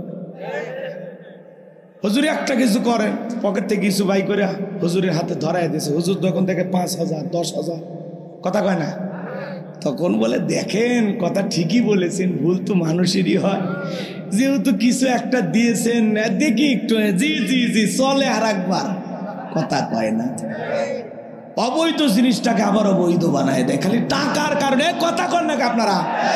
টাকা সেই দিকে ওদের ফতুয়া সেই দিকে, টাকা পাইয়া দালালি করতে করতে কি যে বলে ও নিজেও জানেন, কথা কন ঠিক কিনা? দুনিয়ার সুখ, একটু ভোগ, একটু লোভ, একটু ভর পাওয়ার জন্য কে কি করতেছে ভাই রে ভাই। আল্লাহ আমাদের হেদায়েত দান করুন, জোরে বলো না আমিন। আমার ভাইরা কথা আমি বাড়াতে চাই না, যে কথা বলতে চাচ্ছিলাম, এইবার আবু জেহেল ডেকে বলে বেলাল রে, সোজা আঙ্গুলে ঘিউ না উঠলে আঙ্গুলে একটু বাঁকা করা লাগবে, লোভনীয় প্রস্তাবে রাজি না হলে অন্য পথে যাইতে হবে। হযরত বেলাল বলে যা খুশি করতে পারো। এইবার যুবকদেরকে বলা হলো চাবুক দিয়ে পিটাও। চাবুক দিয়ে পিটাইতে পিটাইতে কালো চামড়া পেটে রক্ত ঝরতেছে বাজার। এরা যত জোরে চাবুক মারে বেলাল তত জোরে আল্লাহর জিকির করে। এবার আবু জেহেল ডেকে বলে বেলাল রে, চাবুক দিয়ে পিটাইলাম, শরীর থেকে রক্ত ঝরাইলাম, এরপর কি মুহাম্মদ সাল্লাল্লাহু আলাইহি সাল্লামের কালেমা ছাড়বি না? হযরত বেলাল ডেকে বলে আবু জেহেল রে, মারতে মারতে যদি মেরেও ফেলে দাও, জীবনটা দিতে রাজি, কালেমার পথ থেকে ফিরতে রাজি নাই। আল্লাহ পাক। এবার যুবকদের বলল পায়ে রশি লাগাও। হযরতে বেলালের পায়ে রশি লাগাইয়া আরবের গরম বালিতে, মরুভূমির উত্তপ্ত বালিতে শেষরায় শেষরায় নিয়ে ঘোরা হলো। বাবলা গাছের কাঁটাগুলো জিহ্বাতে পেরেকের মতো মারা হলো। অনেক কষ্ট হযরত বেলালকে দেওয়া হলো বাজার। এরপরে বিকেলবেলা নিয়ে এসে বলে বেলাল, চাবুক দিয়ে পিটাইলাম, পায়ে রশি লাগাইয়া নিয়ে ঘুরলাম, বাবলা গাছের কাঁটাগুলো তোর জিহ্বাতে মারলাম রে বেলাল, এত নির্যাতন তোর উপরে করা হলো, এরপরে কি মুহাম্মদ সাল্লাল্লাহু আলাইহি সাল্লামের ধর্ম ত্যাগ করবি না? হযরতে বেলাল ডেকে বলে আবু জেহেল রে, মারতে মারতে যদি মেরেও ফেলে দাও, বেলালের নিঃশ্বাস থাকবে যতদিন, বেলাল ইসলামের পথে টিকে থাকবে ততদিন। এবার যুবকদেরকে বলা হলো যাও বিশাল বড় পাথর নিয়ে আসো। কয়েকজন যুবক মিলা বিশাল বড় পাথর নিয়ে আসা হযরত বেলালের বুকের উপরে চাপায় দেওয়া হলো। এরপরে বাজান আবু জেহেল ভেবেছে পাথরের চাপার আঘাতে বেলাল মারা যাবে। এই কথা ভেবে কাফেররা চলে গেল। হযরত বেলালের বুকের উপরে পাথর, এরপরেও জিহ্বা নাড়ায়া জিকির করে কার। চোখের কোণে দিয়ে পানিগুলো পড়তেছে, হযরত বেলালের জিহ্বা নাড়ায় আল্লাহর জিকির করতেছে। হে ঝিনাইদহের মুসলমানেরা, আপনাকে তো আজকে জিকির করার জন্য কেউ পিটাই না, কথা কয় না। এক সময় এমনও ছিল আল্লাহর নাম জোরে নিলেই কাফেররা পিটাইতো। আজকে তো আপনাকে জিকির করার জন্য কেউ পিটাই না, আঘাত করে না। এরপরে আমরা অলস মুসলমান, এত ফ্রি টাইম পাওয়ার পরে আল্লাহর ইবাদত করার সময় পাই না। জিকির করতে কিন্তু আলাদা সময় লাগে না। রিক্সা চালান জিকির করা যাবে, ভ্যান চালাইতেছেন জিকির করা যাবে, গাড়ি চালাইতেছেন জিকির করা যাবে, দোকানদারি করতেছেন জিকির করা যাবে, মাঠে কাজ করতেছেন জিকির করা যাবে, সদা সর্বদাই জিকির করা যাবে। যদি আপনার মন চায় সব সময় জিকির করতে পারবো কার? আর জিকির হলো সবচাইতে সহজ ইবাদত, কথা কন ঠিক কি না? এটা জন্য যে সবসময় উজু থাকা লাগবে এমনটা না, কথা কয় না, কথা কয়। রাগ করতেছেন আমার কথায়, বিরক্ত হইতেছেন? হাদিস শরীফের ভিতরে আসছে আল্লাহর যে বান্দা সদা সর্বদাই জিকিরি তার জিহুব্বাটা ভিজে রাখে, ওই জিহুব্বা আল্লাহ মানুষ কোনোদিন জাহান্নামের আগুনে জ্বলবে না। সুবহানাল্লাহ বলেন। তাহলে জিকির কি খুব ভারী লাগে? বুখারী শরীফের সর্বশেষ হাদিস, জবানে হালকা মিজানের পাল্লায় ওজনে বেশি। সুবহানাল্লাহ বলেন। কি জিকির? সুবহানাল্লাহি বিহামদিহি সুবহানাল্লাহিল আযীম। পার্বতী ইনশাআল্লাহ, সহজ। জবানে বলতে হালকা কিন্তু মিজানের পাল্লায় ওজন বেশি। বলেছেন কে? মুহাম্মদ রাসূলুল্লাহ সাল্লাল্লাহু আলাইহি ওয়াসাল্লাম। বলেন আল্লাহু আকবার। তাহলে সুবহানাল্লাহি ওয়া বিহামদিহি সুবহানাল্লাহিল আযীম। পার্বতী ইনশাআল্লাহ, পার্বতী ইনশাআল্লাহ। আল্লাহ আমাদের কবুল করেন, জোরে বলেন আমিন। আমার ভাইয়েরা, হযরতে বেলাল চোখের পানি ছিঁড়ে দিয়ে কেঁদে কেঁদে বলেন আল্লাহ তুমি তো সেই আল্লাহ, ইব্রাহিমের জন্য যদি নমরুদের আগুনকে ফুলের বাগান বানায় দিতে পারো, ও আল্লাহ তুমি কি পারো না বেলালের বুকের পাথরটাকে তুলার মতো নরম বানায় দিতে? তোমার মতো মালিকের জিকির করতে বড় কষ্ট হয়। হযরতে বেলাল দোয়া করতে দেরি, আসমানের মালিক আল্লাহ দোয়া কবুল করতে দেরি করে নাই। বেলালের বুকের পাথরটাকে আমার আল্লাহ তুলার মতো নরম বানিয়ে দিয়েছেন। হযরতে বেলাল হলেন আশিক রাসূল, রসুলের পাগল। নবীকে এত ভালোবাসতেন, নবী যখন মক্কা নগরীতে পথ চলতেন, হযরত বেলাল একবার ডানে যায় একবার বামে যায়। নবী দেখে বলে, বেলাল রে, একবার ডানে যায় একবার বামে যাও, ব্যাপারটা আমি বুঝি না। হযরত বেলাল দেখে বলে, নবী গো, আপনি কালেমার দাওয়াত দেন, ইসলামের প্রচার প্রসার করেন, ওই কাফেরাগুলো আপনার শত্রু, আপনাকে টার্গেট করে যে তীর নিক্ষেপ করে, নবী গো, ওই তীরটা যেন সর্বপ্রথম আমি বেলালের বুকের ভিতরে ঢোকে। বলেন আল্লাহু আকবার। ও নবী আবার বাম দিকে যায়, ওরা যদি বাম দিকে তীর নিক্ষেপ করে, ওই তীরটা যেন সর্বপ্রথম আমি বেলালের বুকের ভিতরে ঢোকে। আমি বেলাল মারা গেলে ইসলামের ক্ষতি হবে না, আপনি নবী মারা গেলে ইসলাম আর মাথা উঁচু করে সামনের দিকে দাঁড়াইতে পারবে না। বলেন আল্লাহু আকবার। সেই বেলালের উপর নির্যাতন জুলুম চলতেছে, এই কথা যখন নবীজির কান পর্যন্ত পৌঁছে গেলেন, আমার নবী ডেকে বলে, আবু বকর, আমার বেলালের নির্যাতন জুলুমের কষ্টের কথা আমার সহ্য হয় না, যাও যাও তুমি আমার বেলালের জন্য একটা কিছু করো। হযরত আবু বকর কয়েক গুণ দাম বেশি দিয়া উমাইয়ার কাছ থেকে হযরতে বেলালকে ক্রয় করলেন, গোলামীর জীবন থেকে আজাদ করলেন, মুক্ত করলেন। বলুন সুবহানাল্লাহ। এই যখন অবস্থা, একদিকে সন্তান হারানোর ব্যথা, আবার সাহাবায়ে কিরামদের উপর নির্যাতন, এই জন্য নবীজির মনটা খারাপ। বলেন তো বাজান, নবীর যখন মন খারাপ, নবীকে সান্ত্বনা দেওয়ার মালিক কে? কথা কয় না কেন? আমার নবী আসমান থেকে ডেকে বলে, জিবরাইল রে, আমার বন্ধুর মা নাই, বাবা নাই, আমার বন্ধু বড় এতিম। এ জিবরাইল, আমার বন্ধুর মনটা হয়েছে ভারী, আমি আল্লাহ সইতে নাহি পারি। লাহু মাহফুজ থেকে সূরা কাউসার নিয়ে যায় আমার বন্ধুর উপরে নাজিল কর তাড়াতাড়ি। আল্লাহু আকবার। হযরত আনাসকে বিশ্ব নবী ডেকে বলেন, ও আনাস, আমার মনটা কেন খারাপ? তোমরা বিষয়টা জানো, কিন্তু আমার মুস্কি হাসি দেওয়ার কারণ হলো এই মাত্র আসমান থেকে জিবরাইল এসে আমার উপরে সূরা কাউসার নাজিল করলো, এই জন্য আমি নবী আনন্দে হাসি। বলুন সুবহানাল্লাহ। এরপরে বিশ্ব নবী সাহাবায়ে কিরামদের সামনে সূরা কাউসার তিলাওয়াত করলেন। বলুন সুবহানাল্লাহ। একটু জবান ছেড়ে সবাই পড়ুন, ইন্না আ'তাইনাকাল কাউসার ফাসাল্লি লিরাব্বিকা ওয়ানহার ইন্না শানিয়াকা হুয়াল আবতার। আল্লাহু আকবার। কোরআন কি আপনাদের কাছে শুনতে খারাপ লাগে?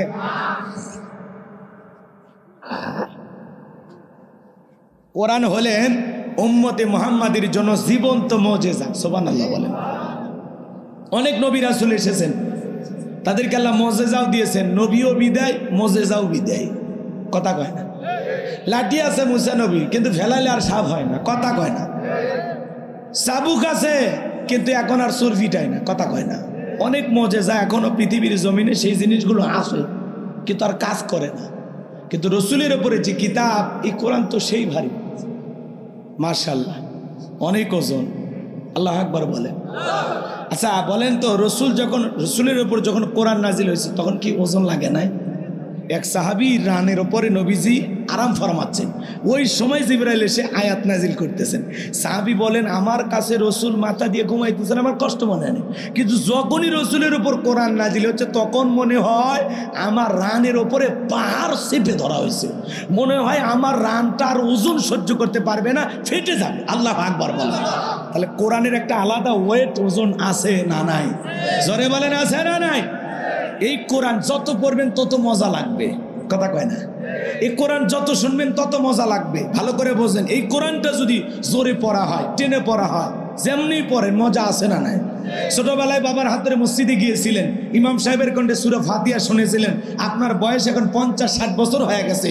এত বছর ধরে যারা 5 ওয়াক্ত সালাত আদায় করেন, কমপক্ষে দিনের মধ্যে 40 বার সূরা ফাতিহা পাঠ করতে হয়। কেউ কি বিরক্ত হয়ে বলছে যে 50 বা 60 বছর সূরা ফাতিহাতে নামাজ পড়ছি, কাল থেকে আর পড়বো না? এই স্লোগান কোনো মুসলমান আজ পর্যন্ত দিয়েছে? কোন ইমাম কি বলেছে আমি 30 বছর ইমামতি করলাম, সূরা ফাতিহা দিয়ে নামাজ পড়াইছি, কাল থেকে সূরা ইখলাস দিয়ে শুরু করব, কুল হুয়াল্লাহু আহাদ?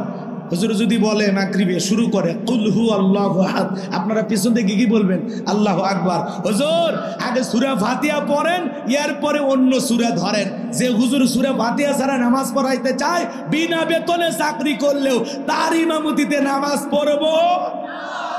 কথা ক্লিয়ার নাকি ভেজাল আছে? কষ্ট হচ্ছে আপনাদের? তাহলে কোরআনের ভিতরে আকর্ষণ আছে না? না, এই কোরআন যদি টেনে পড়া হয়, যার কণ্ঠ যত ভালো তার কণ্ঠ দিয়ে কোরআন শুনতে তত বেশি মধুর লাগে। সুবহানাল্লাহ। ইন্না আ'তাইনাকাল কাউসার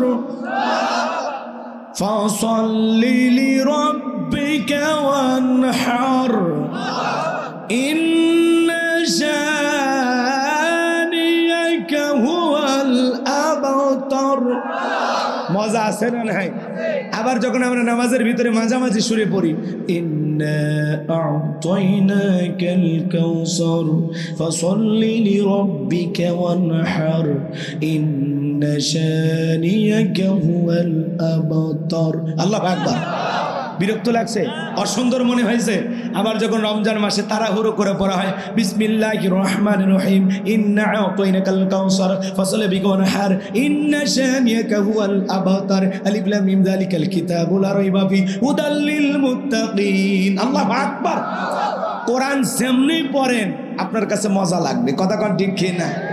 কিন্তু আপনি যদি উল্টাপাল্টা ভাবে পড়েন তাহলে মজা লাগবে না। কিছু তিলাওয়াতকারী আছে না, আলহামদুলিল্লাহি রাব্বিল আলামিন আর রহমানির রহিম, আচ্ছা আচ্ছা, আলম তারা কাইফা ফালা, আচ্ছা আচ্ছা, এরকম তিলাওয়াতকারী শোনেন। নামাজ ভঙ্গের কারণ আছে 19টি। তার 1 নাম্বার, নামাজের ভিতরে অশুদ্ধ তিলাওয়াত করলে আপনার নামাজ হবে। তিলাওয়াতের দিক দিয়ে বিশ্ব চ্যাম্পিয়ন হলো মহিলারা। এরা যদি টাইম বের ধরে, কোরআনকে যদি টেনে টেনে পড়া শুরু করে, আলিফ লাম মিম যালিকাল কিতাব, আচ্ছা, এই কোরআন কিছু তিলাওয়াতকারীর পক্ষে সুপারিশ করে জান্নাতে নিয়ে যাবে। সুবহানাল্লাহ। আবার কিছু ব্যক্তি তিলাওয়াত করবে, এই কোরআন তাদের উপরে লানত দেবে। এই জন্য আল্লাহ বলেছেন, আউসিদ আলাইহি ওয়ারাতিলিল কুরআনা তারতিলা, কোরআনকে তারতিলের সহিত স্পষ্ট করে ধীরে ধীরে সুন্দর করে সহি শুদ্ধ করে তিলাওয়াত করার দরকার আছে না? না। তাহলে কোরআন যেমনি পড়েন মজা লাগে। কোরআনের একটা আকর্ষণ আছে, এই আকর্ষণ হলো চিরস্থায়ী। কোরআনের আকর্ষণ মুসলমানের কাছে কখনো কমবে না। সুবহানাল্লাহ বলেন। আর একটা গান 2 দিন 3 দিন শোনার পর মানুষকে প্যানপেনি বন্ধ করতো। এক শিল্পী এসে গান গাইলো, বন্ধু 3 দিন ধরে বাড়িতে গেলাম, দেখা পাইলাম না। মানুষকে এই হরতাল অবরোধের মধ্যে 3 দিন গাড়ি ভাড়া দিয়ে যায়া যদি দেখা না হয়, এই বন্ধুর সাথে সম্পর্ক রাখার দরকার নাই। কয়েকদিন পর মার্কেট থেকে ওই গান আউট, কথা কয় না। আর এক শিল্পী এসে গান গেল, দেখা না হলে একদিন বুকের ভিতর করে সিন সিন। মানুষকে এটা মারাত্মক রোগ, করোনা ভাইরাসের চাইতে খারাপ, যখন তখন পড়বি আর মরবি। ওই গান আর মার্কেটে চললো না, চলে গেল, কথা কন ঠিক কিনা? আর এক শিল্পী এসে গান গেল, কাল তো ছিলাম ভালো, আজ আমার কি হলো সে কথা বলতে পারি না। মানুষ কয় গতকালকের কথা আজকেই ভুলে যায়। এই মহিলার চরিত্রে গন্ডগোল, কথা কয় না। রাগ করতেছেন? আর একজন এসে গান গাইলো, ও প্রিয়া তুমি কোথায়, কেন শয়তান তোমাকে খুঁজতেছে, তাহাজ্জুদ পড়ার জন্যে, কথা কয় না। এক একটা শিল্পী আসে এক একটা গান গায়, 2 দিন 4 দিন যুবকেরা শোনে। এই হারামের মজা হলো ওয়ান টাইম, ক্ষণিকের জন্য। কিছু সময় ভাল লাগে, সব সময় ভাল লাগে। আবার ওই যে আমাদের আফা ছিলেন তো, জাতীয় আফা, কথা কয় না। কয় বন্ধু যখন বউ নিয়ে আমার বাড়ির সামনে দিয়ে রঙ্গ করে হাঁটে যায়, বুকটা ফেটে যায়, কথা কয় না কেন? আচ্ছা, বন্ধু যদি বউ নিয়ে যায়, বলেন তো শরীয়তের দৃষ্টিকোণ থেকে বউ নিয়ে যাওয়া জায়েজ না হারাম? জায়েজ। কিন্তু বউ বাদ দিয়ে বান্ধবী নিয়ে ঘোরা হারাম, কথা কন ঠিক কিনা? তার মানে এই গানগুলোর দ্বারা বলে বউকে বাদ দাও, বান্ধবীকে ধরো, কথা কন ঠিক কিনা? তার মানে যুবকদের ঈমান নষ্ট করা হয়, গুনাহের দিকে আকর্ষণ করে ডাকা হয়। এগুলো গান শুনলে মুসলমানের ঈমান নষ্ট হবে, কথা কন না? কথা কন না? এই আপনাদের মসজিদের ইমাম সাহেব, উনি যদি ওনার বউকে নিয়ে ঝিনাইদহে মার্কেটে যায়, আপনাদের কারো কোনো আপত্তি আছে? ওনার বউকে উনি হাত মুজে পা মুজে লাগায় ঢিলে ঢেলা বোরকা পরায় পর্দার সহিত আল্লাহর ফরজ বিধান পর্দা মেনে উনি বউকে নিয়ে মার্কেটে যাচ্ছে, আপনাদের কোনো আপত্তি আছে?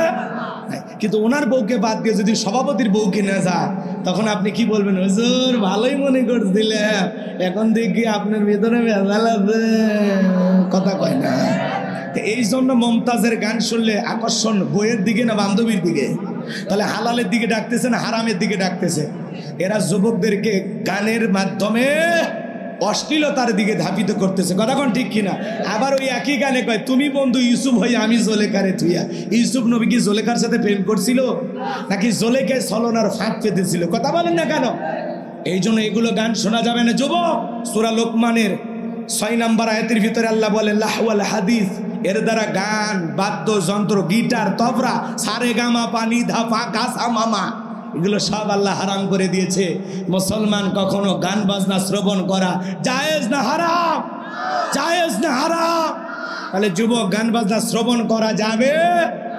এগুলো গান শুনে ক্ষণিকের সুখ, এমন শোনা শুনে কানের ভিতর ইয়ারফোন লাগায়া বৃদ্ধ বয়সে নাতিরা ডাক দিবে দাদা, কয় আদা বাড়ির নাই, তখন আর কান কাজ করবেন। ওই যে ব্যাটারি লাগায়া এরকম কান থাপড়াবেন, কথা কয় না কে? রাগ করতেছেন নাকি? তাহলে এই কান দিয়ে গান শ্রবণ করা যাবে? আল্লাহ যুবকদের হেদায়েতের পথে কবুল করুন, জোরে বলুন আমিন। তাহলে আমি যেটা বুঝাইতে চাইলাম আপনারা কি বুঝছেন? তার মানে কি হারামের মজা ক্ষণিকের, কিছু সময় ভাল লাগে, সব সময় ভাল লাগে না। এক গান 10 বার 20 বার শুনে মানুষকে বন্ধ কর, কিসের বাদাম ফাটে শেষ, চুপ কর, কথা কন ঠিক কে না? রাগ করেছেন মনে? আবার ওই গান শিল্পী যেমনে গাইছে ওই সুর বাদ দিয়ে যদি গান ও প্রিয়া তুমি পাগলা নাকি রে, মানুষকে পাগলা নাকি, কথা কয় না গায়? যেমন হিরো আলম সুর থাক আর না থাক সব জায়গাতেই গান বানাবার চাই, কথা কন নাকি আপনারা? এরকম কিছু লোক আছে না? না আবার যদি ওই গান আপনি ওইভাবে গান ও প্রিয় তুমি ও প্রিয় তুমি, মানুষকে পুরোটা তার শীর্ষে, কথা কন ঠিক কিনা? তার মানে কি গান যেমনি শিল্পী গাইছে ওই সুরের বেশ কম হয়ে গেলে ওই গানের প্রতি আকর্ষণ নষ্ট হয়ে যায়, গানটা শুনতে অসুন্দর লাগে, কথা কন ঠিক কিনা? কিন্তু আল্লাহর কোরআন টেনে পড়লেও মজা লাগে, জোরে পড়লেও মজা লাগে, মাঝামাঝি সুরে পড়লেও মজা লাগে।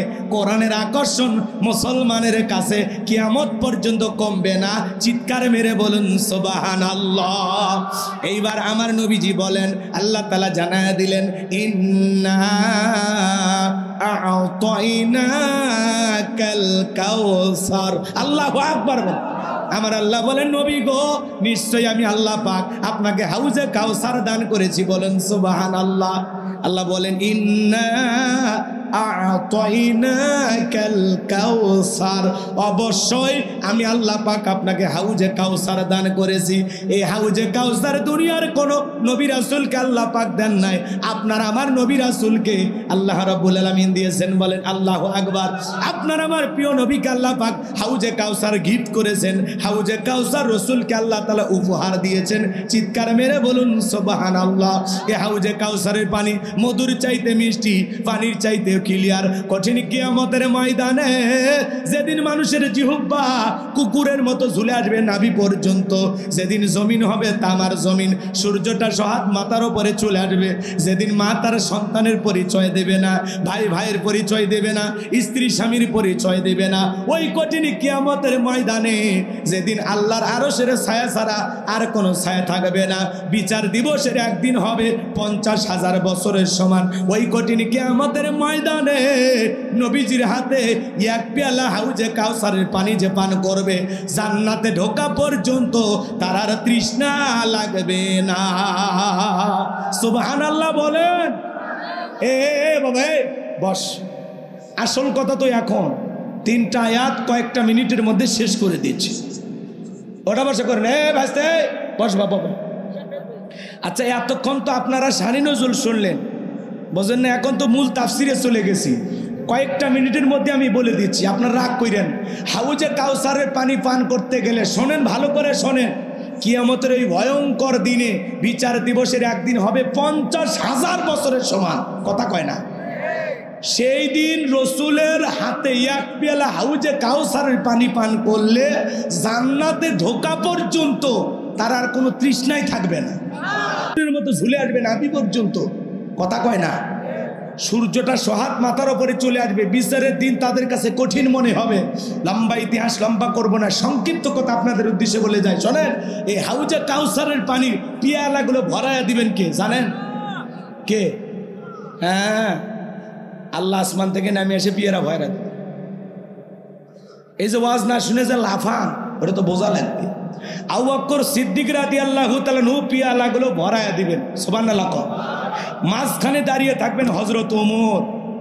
আবু বকরের হাত থেকে নিয়ে হযরত ওমর বিশ্ব নবীর হাতে দিবেন, আর নবী তার আদরের উম্মতদেরকে খুঁজে খুঁজে হাউজে কাউসারের পানি পান করাবেন। রসুল হাউজে কাউসারের পিয়ালা নিয়ে দাঁড়িয়ে থাকবেন। আপনারা পান করতে কারা কারা চান একটু হাত তোলেন তো দেখি। লিল্লাহি তাকবীর। আল্লাহ আমাদের সবাইকে রসুলের হাতে কঠিন কিয়ামতের ময়দানে এক পিয়ালা করে হাউজে কাউসারের পানি পান করা তৌফিক দান করুন। জোরে বলুন আমিন। চিৎকার মেরে বলুন আমিন। আর একবার বলেন আমিন। হাত নামান। শোনেন, রসুল পিয়ালা নিয়ে দাঁড়িয়ে আছে, আপনি যাবেন, রসুলকেও দেখা হবে, আবার রসুলের হাতে এক পিলা পানিও পান করা হবে। এমন দৃশ্যের মুখোমুখি হতে চান? তাহলে একটু শোনেন, একটু শোনেন। আপনি যেতে চাইলে তো হবে না। মানুষ দলে দলে রসুলের কাছে হাউজে কাউসারে পানি পান করার জন্য আসবেন। আল্লাহ কিছু মানুষের চোখের সামনে পর্দার আবরণ তৈরি করে দেবেন। নবীজিও আল্লাহকে বলবেন, আল্লাহ আমার অনেকগুলো উম্মত আসতেছে, তার মধ্যে দেখলাম কিছু উম্মত আসে আর বাকি উম্মতেরা গেল কোথায়? আমার আল্লাহ তখন ডেকে বলবেন, হাবিবুল্লাহ আজকে তো আপনি সবাইকে হাউজে কাউসারের পানি পান করাইতে পারবেন না। যারা দুনিয়ার জমিনে দুইটা অপরাধের সাথে জড়িত ছিল, দুইটা কাজ করেছিল, আমি আল্লাহ পাক তাদেরকে আজকে হাউজে কাউসারের পানি পান করাইতে দেব। আপনি তাদেরকে পান করাইতে পারবেন যারা দুনিয়ার জমিনে দুইটি কাজ করেছিল। সুবহানাল্লাহ। দুইটা অপরাধ করেছিল যারা, এরা পাবে না। এখন ওই অপরাধীদের আলোচনা করতে গেলে আবার আধা ঘন্টা চলে যাবে, ওই দিকে আর না যায়। শোনেন, কাজ করতে হবে। কয়টা কাজ? রসুল পিয়ালা নিয়ে দাঁড়িয়ে থাকবেন। আপনি যেতে চান না? কথা বলেন না কেন? যেতে চান না?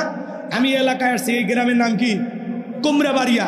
আমি একটা ছেলের হাতে কয়েকটা চকলেট দিলাম। চকলেট দিয়ে বললাম, বাবা আমি মুসাফির মানুষ, একটা বদনা পানি নিয়ে আসো তো, আমি একটু উজু বানায় নামাজ আদায় করবো। ভালো করে বোঝেন। ওই ছেলেটা চকলেট পাইয়া মারছে দৌড়, মাঝপথে আচার খেয়ে পড়ে গেছে, হাঁটু ছিলে গেছে, একটু রক্ত বের হয়েছে, ব্যথাও পাইছে, কিন্তু এই যে চকলেট থাকার আনন্দের কারণে আবার সোজা হয়ে দাঁড়াইছে। দাঁড়ায় কি করছে? বদনা ভৈরিয়া পানি নিয়ে আমার সামনে হাজির। আমি তখন বললাম, বাবা এই পানিটা আনতে গিয়ে মাঝপথে পড়ে গেছো, হাঁটুটা মনে হয় ছিলে গেছে, রক্ত মনে হয় বের হয়েছে, ব্যথাও মনে হয় পাইছো।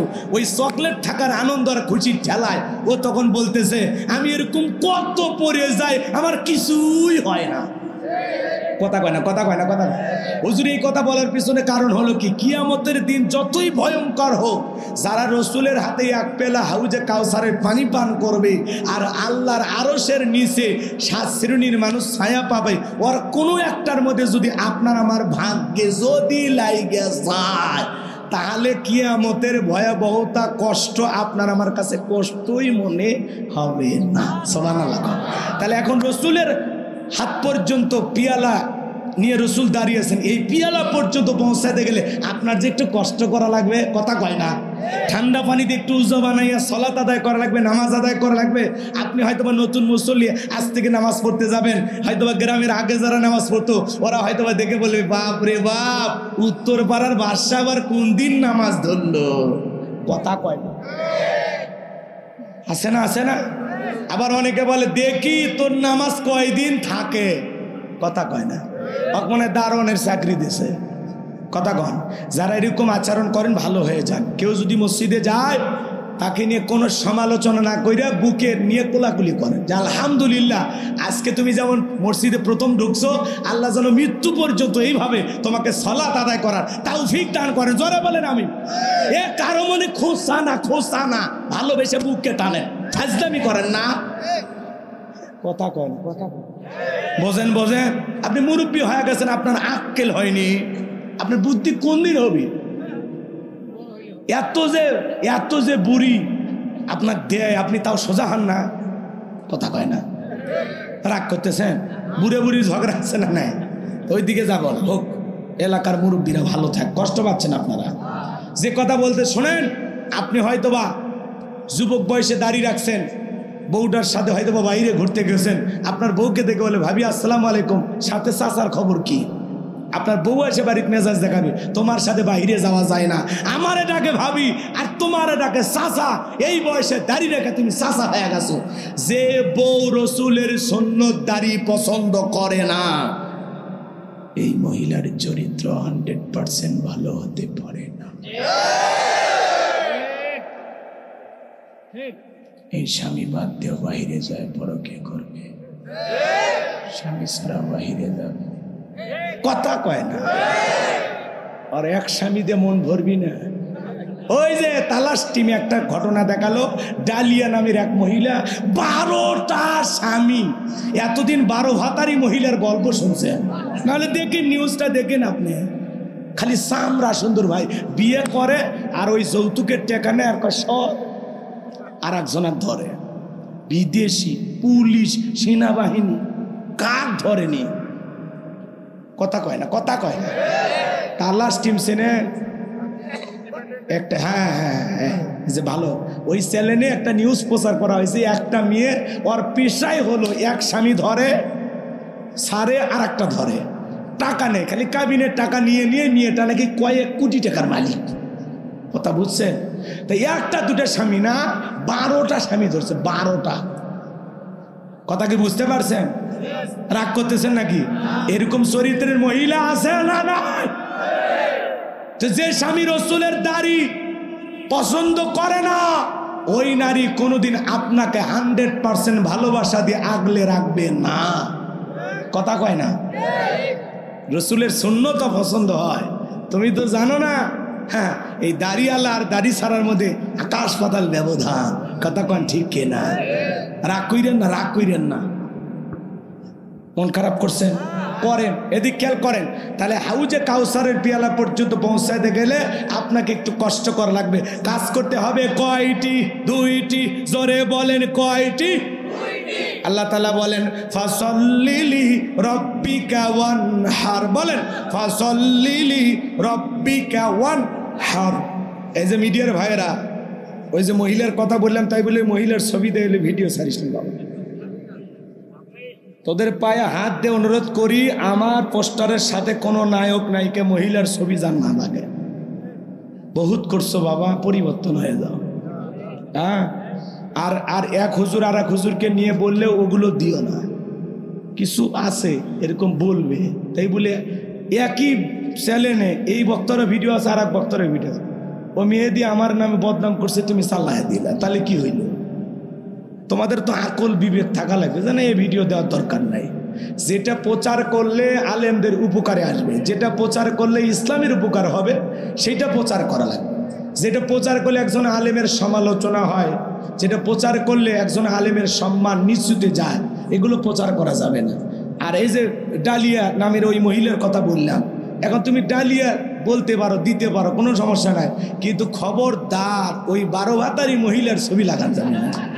কথা কন ঠিক কিনা? যদি লাগাস তোরকে চ্যানেলের উপর গজব করবি, তোর চ্যানেলের ভিউ কমে যাবে। কথা কন ঠিক কিনা? খবরদার, চাচা দরকার আছে, ও আবার দিয়ে করবি। এই মহিলাকে নিয়ে কি বললেন, না শুনলে মিস করবেন, না হাসলে এমবি ফিরত। এগুলো কথা একটু ভালোভাবে দিও, শালীন ভাষায়, ভদ্র ভাষায়, মার্জিত ভাষায়, যাতে একটা আলেমের সম্মান থাকে।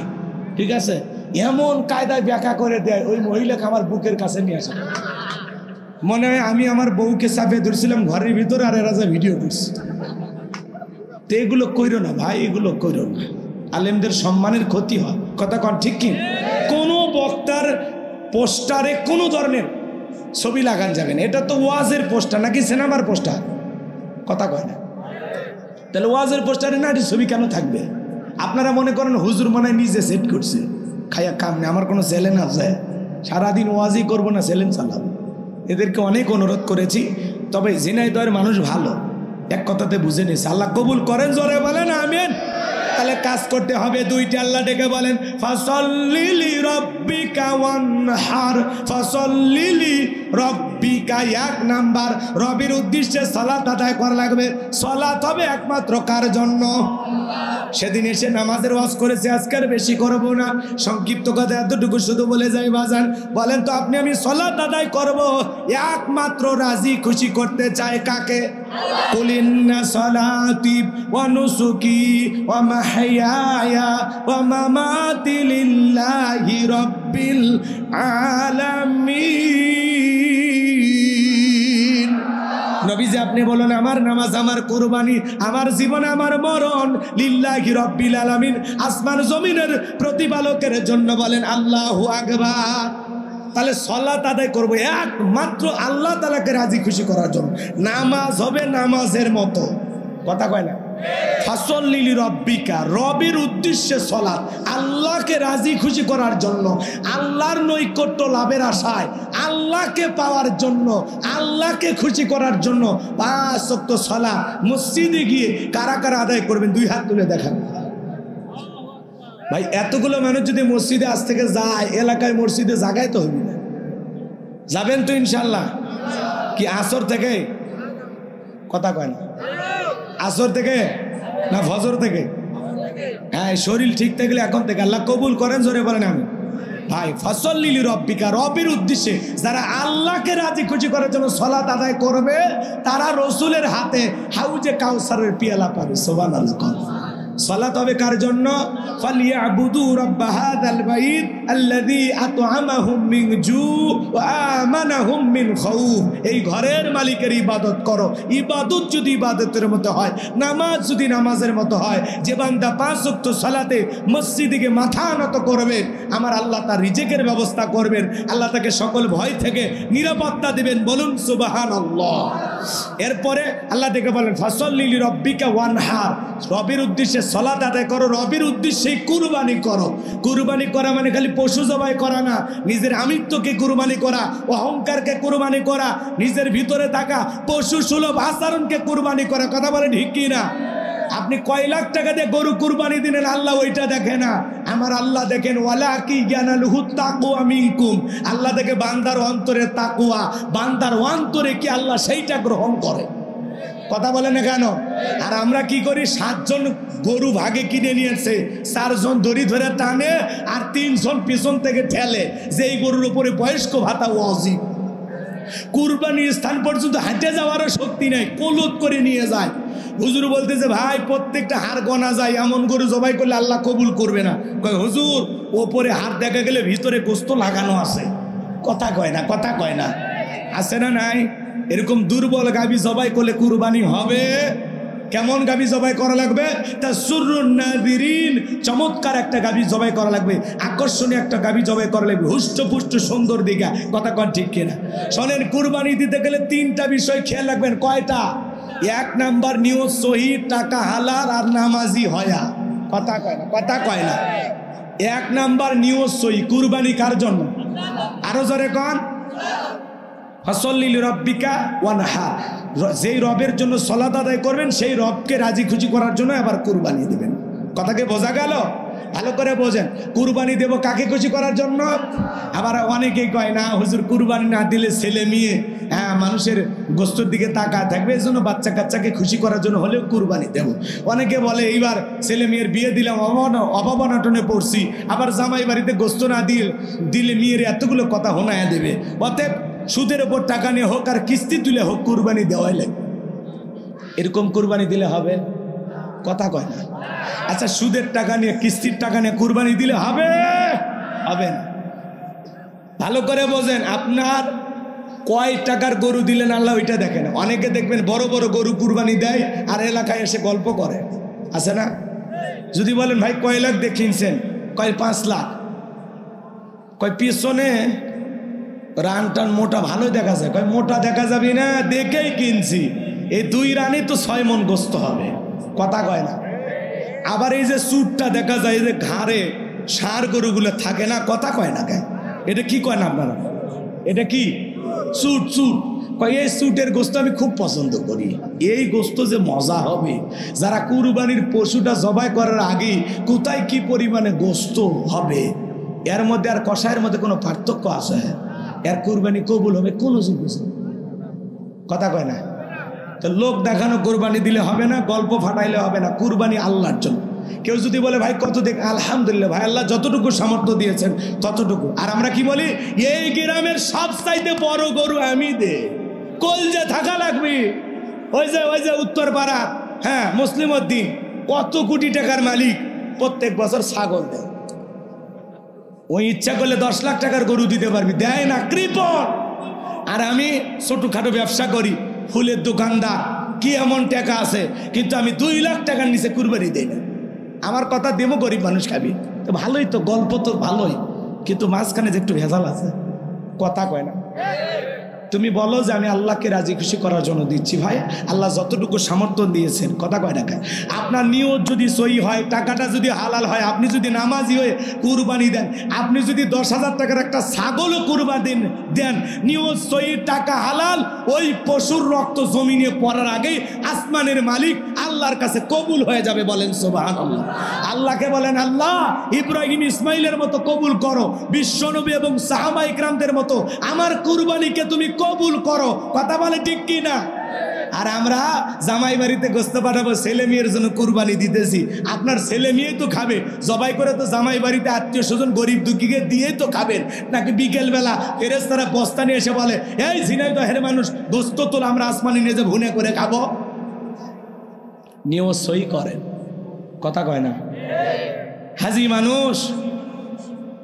এরপরেও দেখা যায় বেনামাজি সুদখোর ঘুষখোরের সাথে ভাগে কুরবানি দেয়। একজনক হাজিক জিজ্ঞাসা করলেন, চাচা যার সাথে কুরবানি দিচ্ছেন এর মধ্যে 2-3 ধরনের ভেজাল আছে, আপনি একা একটা খাসি দেন। কই বাড়িতে কেউ খাসির গোস্ত খায় না, কথা কয় না? আছে না, আছে না এরকম? ও খাসির গোস্ত খাবে না বইলা গরুর গোস্ত সুদখোর ঘুষখোরের সাথে ভাগে কুরবানি দেয়। আচ্ছা, এই কুরবানি না দিয়া বাজার থেকে গোস্ত কিনে নিয়ে এসে খাওয়া ভালো না? নাম ফুটানোর জন্য মিশাই কুরবানি দিন না। নিয়ত সহি, টাকা হালাল, নামাজি হয়ে আল্লাহকে রাজি খুশি করার জন্য কুরবানি দিলে হবে, না হলে হবে না। তাহলে 2টা কাজ, ফাসল্লি লিরাব্বিকা ওয়ানহার। 1 নাম্বার রবের উদ্দেশ্যে সালাত আদায় করো, 2 নাম্বার রবের উদ্দেশ্যেই কুরবানি করো। তাহলে আল্লাহকে রাজি খুশি করার জন্য সালাত আর কুরবানি করতে কারা কারা রাজি? আর একবার হাত তুলে দেখান। লিল্লাহি তাকবীর। আল্লাহ আমাদেরকে আমল করার তৌফিক দান করেন। আল্লাহকে রাজি খুশি করার জন্য মুমিন জীবনের সকল ইবাদত আল্লাহ করার তৌফিক দান করেন। জোরে বলেন আমিন। কথা অনেক বলা যায় আর বলতে পারবো না। এইবার 3 নাম্বার হায়া আল্লাহ আল্লাহ ডেকে বলেন, ইন্না শানিয়াকা হুয়াল আবতার। আল্লাহু আকবার। আরো জোরে বলেন আল্লাহু আকবার। আমার আল্লাহ ডেকে বলেন, নবী গো, ইন্না শানিয়াকা হুয়াল আবতার। নবী গো, যারা আপনাকে লেজ কাটানির বংশ বলে, নবী আপনি মন খারাপ করবেন না। নবী গো, আপনি মনের মধ্যে কষ্ট নেবেন না। ওই আবু লাহাব, উতবা, সাইবা, আপনার ছেলেগুলো মারা গেছে, এই জন্য সমালোচনা করে, আপনি মনের মধ্যে কষ্ট নেবেন না। যারা আজকে আপনার সমালোচনা করতেছে, ওদের বংশে বাতি জ্বালানো কেউ দুনিয়ার জমিনে থাকবে না, ওদের নাম নেওয়ার মতো মানুষ দুনিয়াতে থাকবে না। নবী আপনার ছেলেগুলোকে নিয়েছি, আপনি মন খারাপ করবেন না।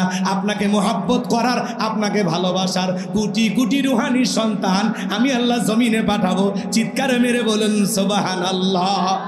আমরা রসুলের কি সন্তান? রুহানি সন্তান। আল্লাহু আকবার বলেন। আমরা রসুলের কি সন্তান? 200 কোটি মুসলমান বর্তমানে দুনিয়ায়, সবাই আমরা রসুলের রুহানি সন্তান। এজন্য বাজান গো আমার, কেউ যদি রসুলকে নিয়ে কটূক্তি করে, আজে বাজে ভাষায় গালিগালাজ করে, নবীজির অপমানে যদি না কাঁদে তোমার মন, মুসলিম নয় তুমি মুনাফিক, নবীজির দুশমন। নবী হলেন আমাদের কলিজার টুকরা। নবী কি আমাদের কলিজার টুকরা।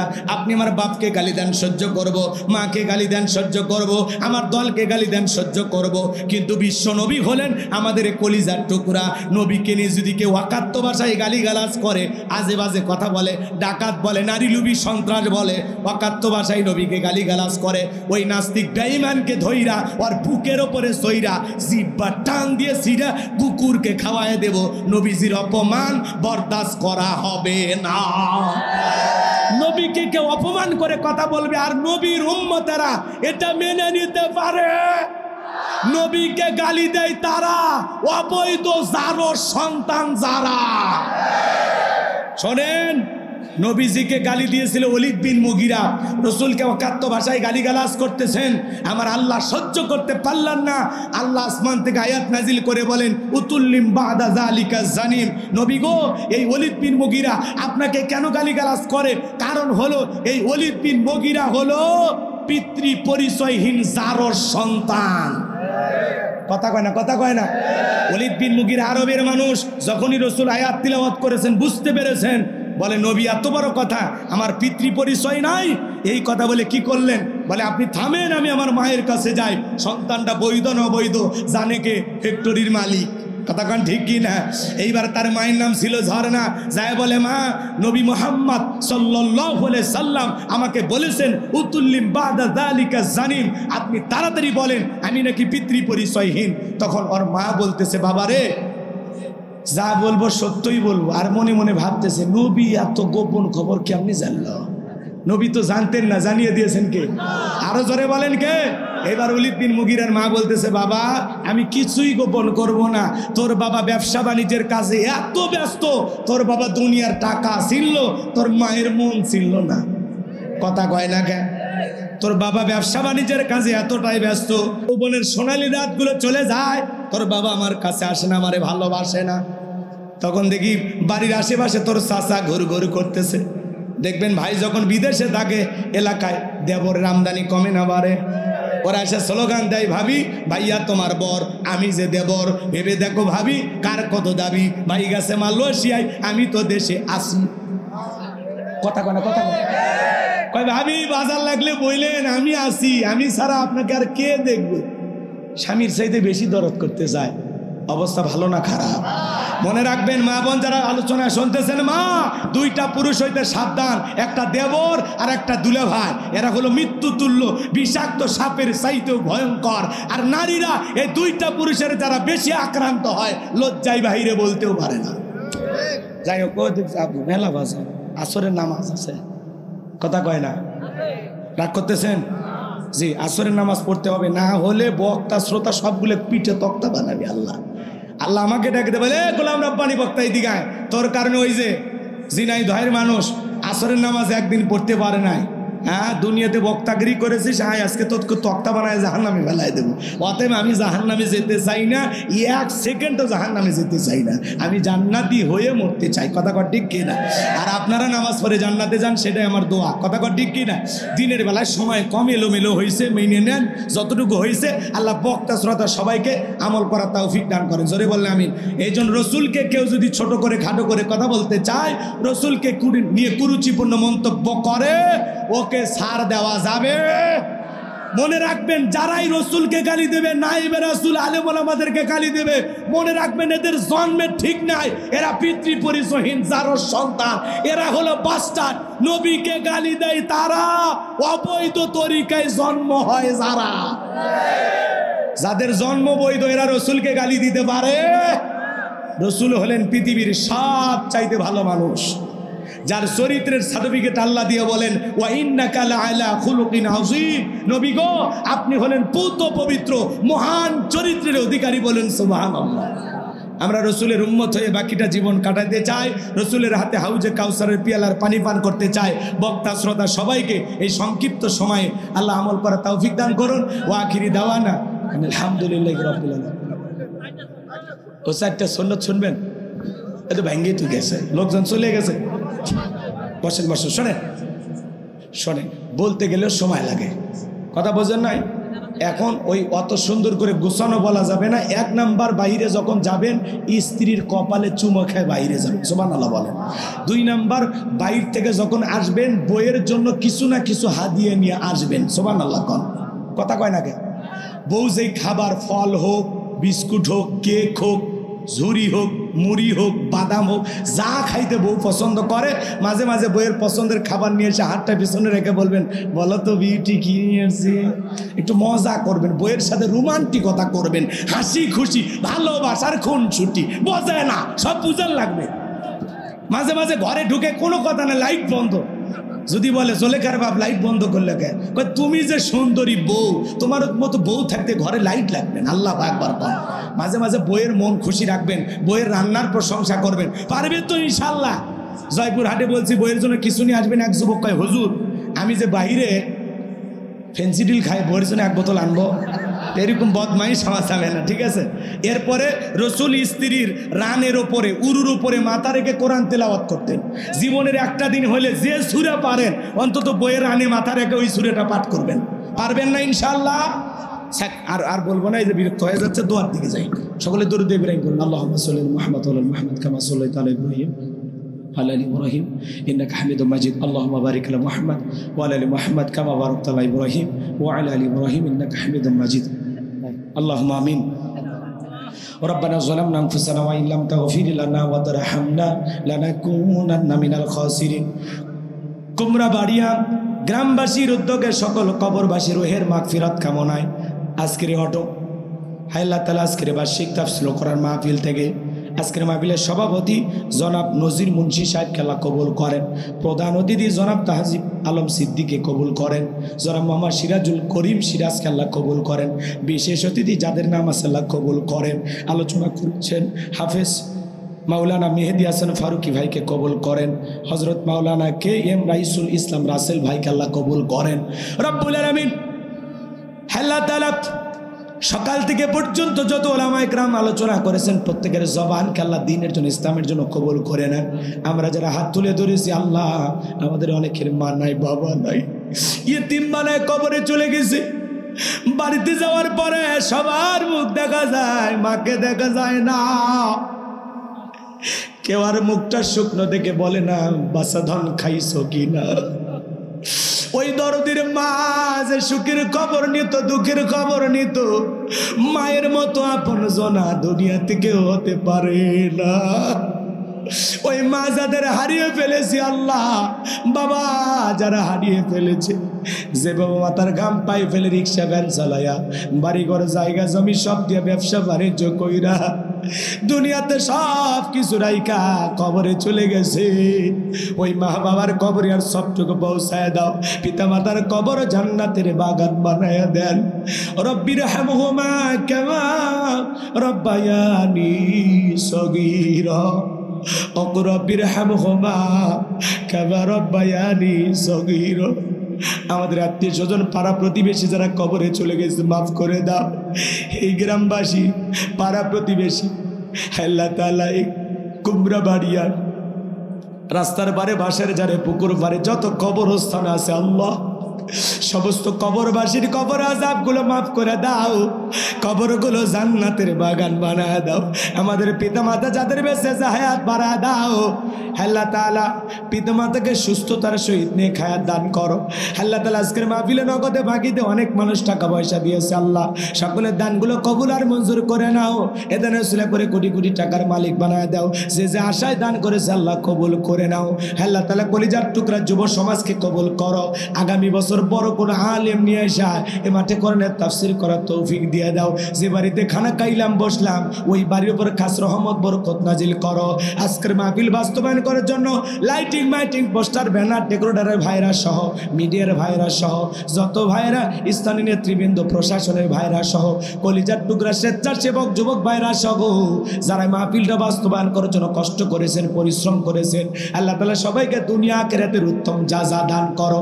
এলাকাবাসীর উপর খাস রহমত বরকত নাজিল করো। ফিলিস্তিনি মুসলমানদেরকে আল্লাহ বিজয় দান করো। আল্লাহ তামাম পৃথিবীর মুসলমানদেরকে বিজয় দান করো। বাংলাদেশের মসজিদ মাদ্রাসাগুলো কবুল করো। হক্কানি ওলামা ইকরামদের কবুল করো। দেশি বিদেশি সকল ষড়যন্ত্রের হাত থেকে আমাদের প্রিয় মাতৃভূমি বাংলাদেশকে আল্লাহ হেফাজত করো। আমি গুনাহগার একটি মাদ্রাসা বানাইছি, মাদ্রাসায় নূরে মাদিনা। আমার মাদ্রাসা 8 জন এতিম বাচ্চা, 11 জন গরিব বাচ্চা, মোট 40 জন ছাত্র। আল্লাহ আমার মাদ্রাসাকে কবুল করে নাও।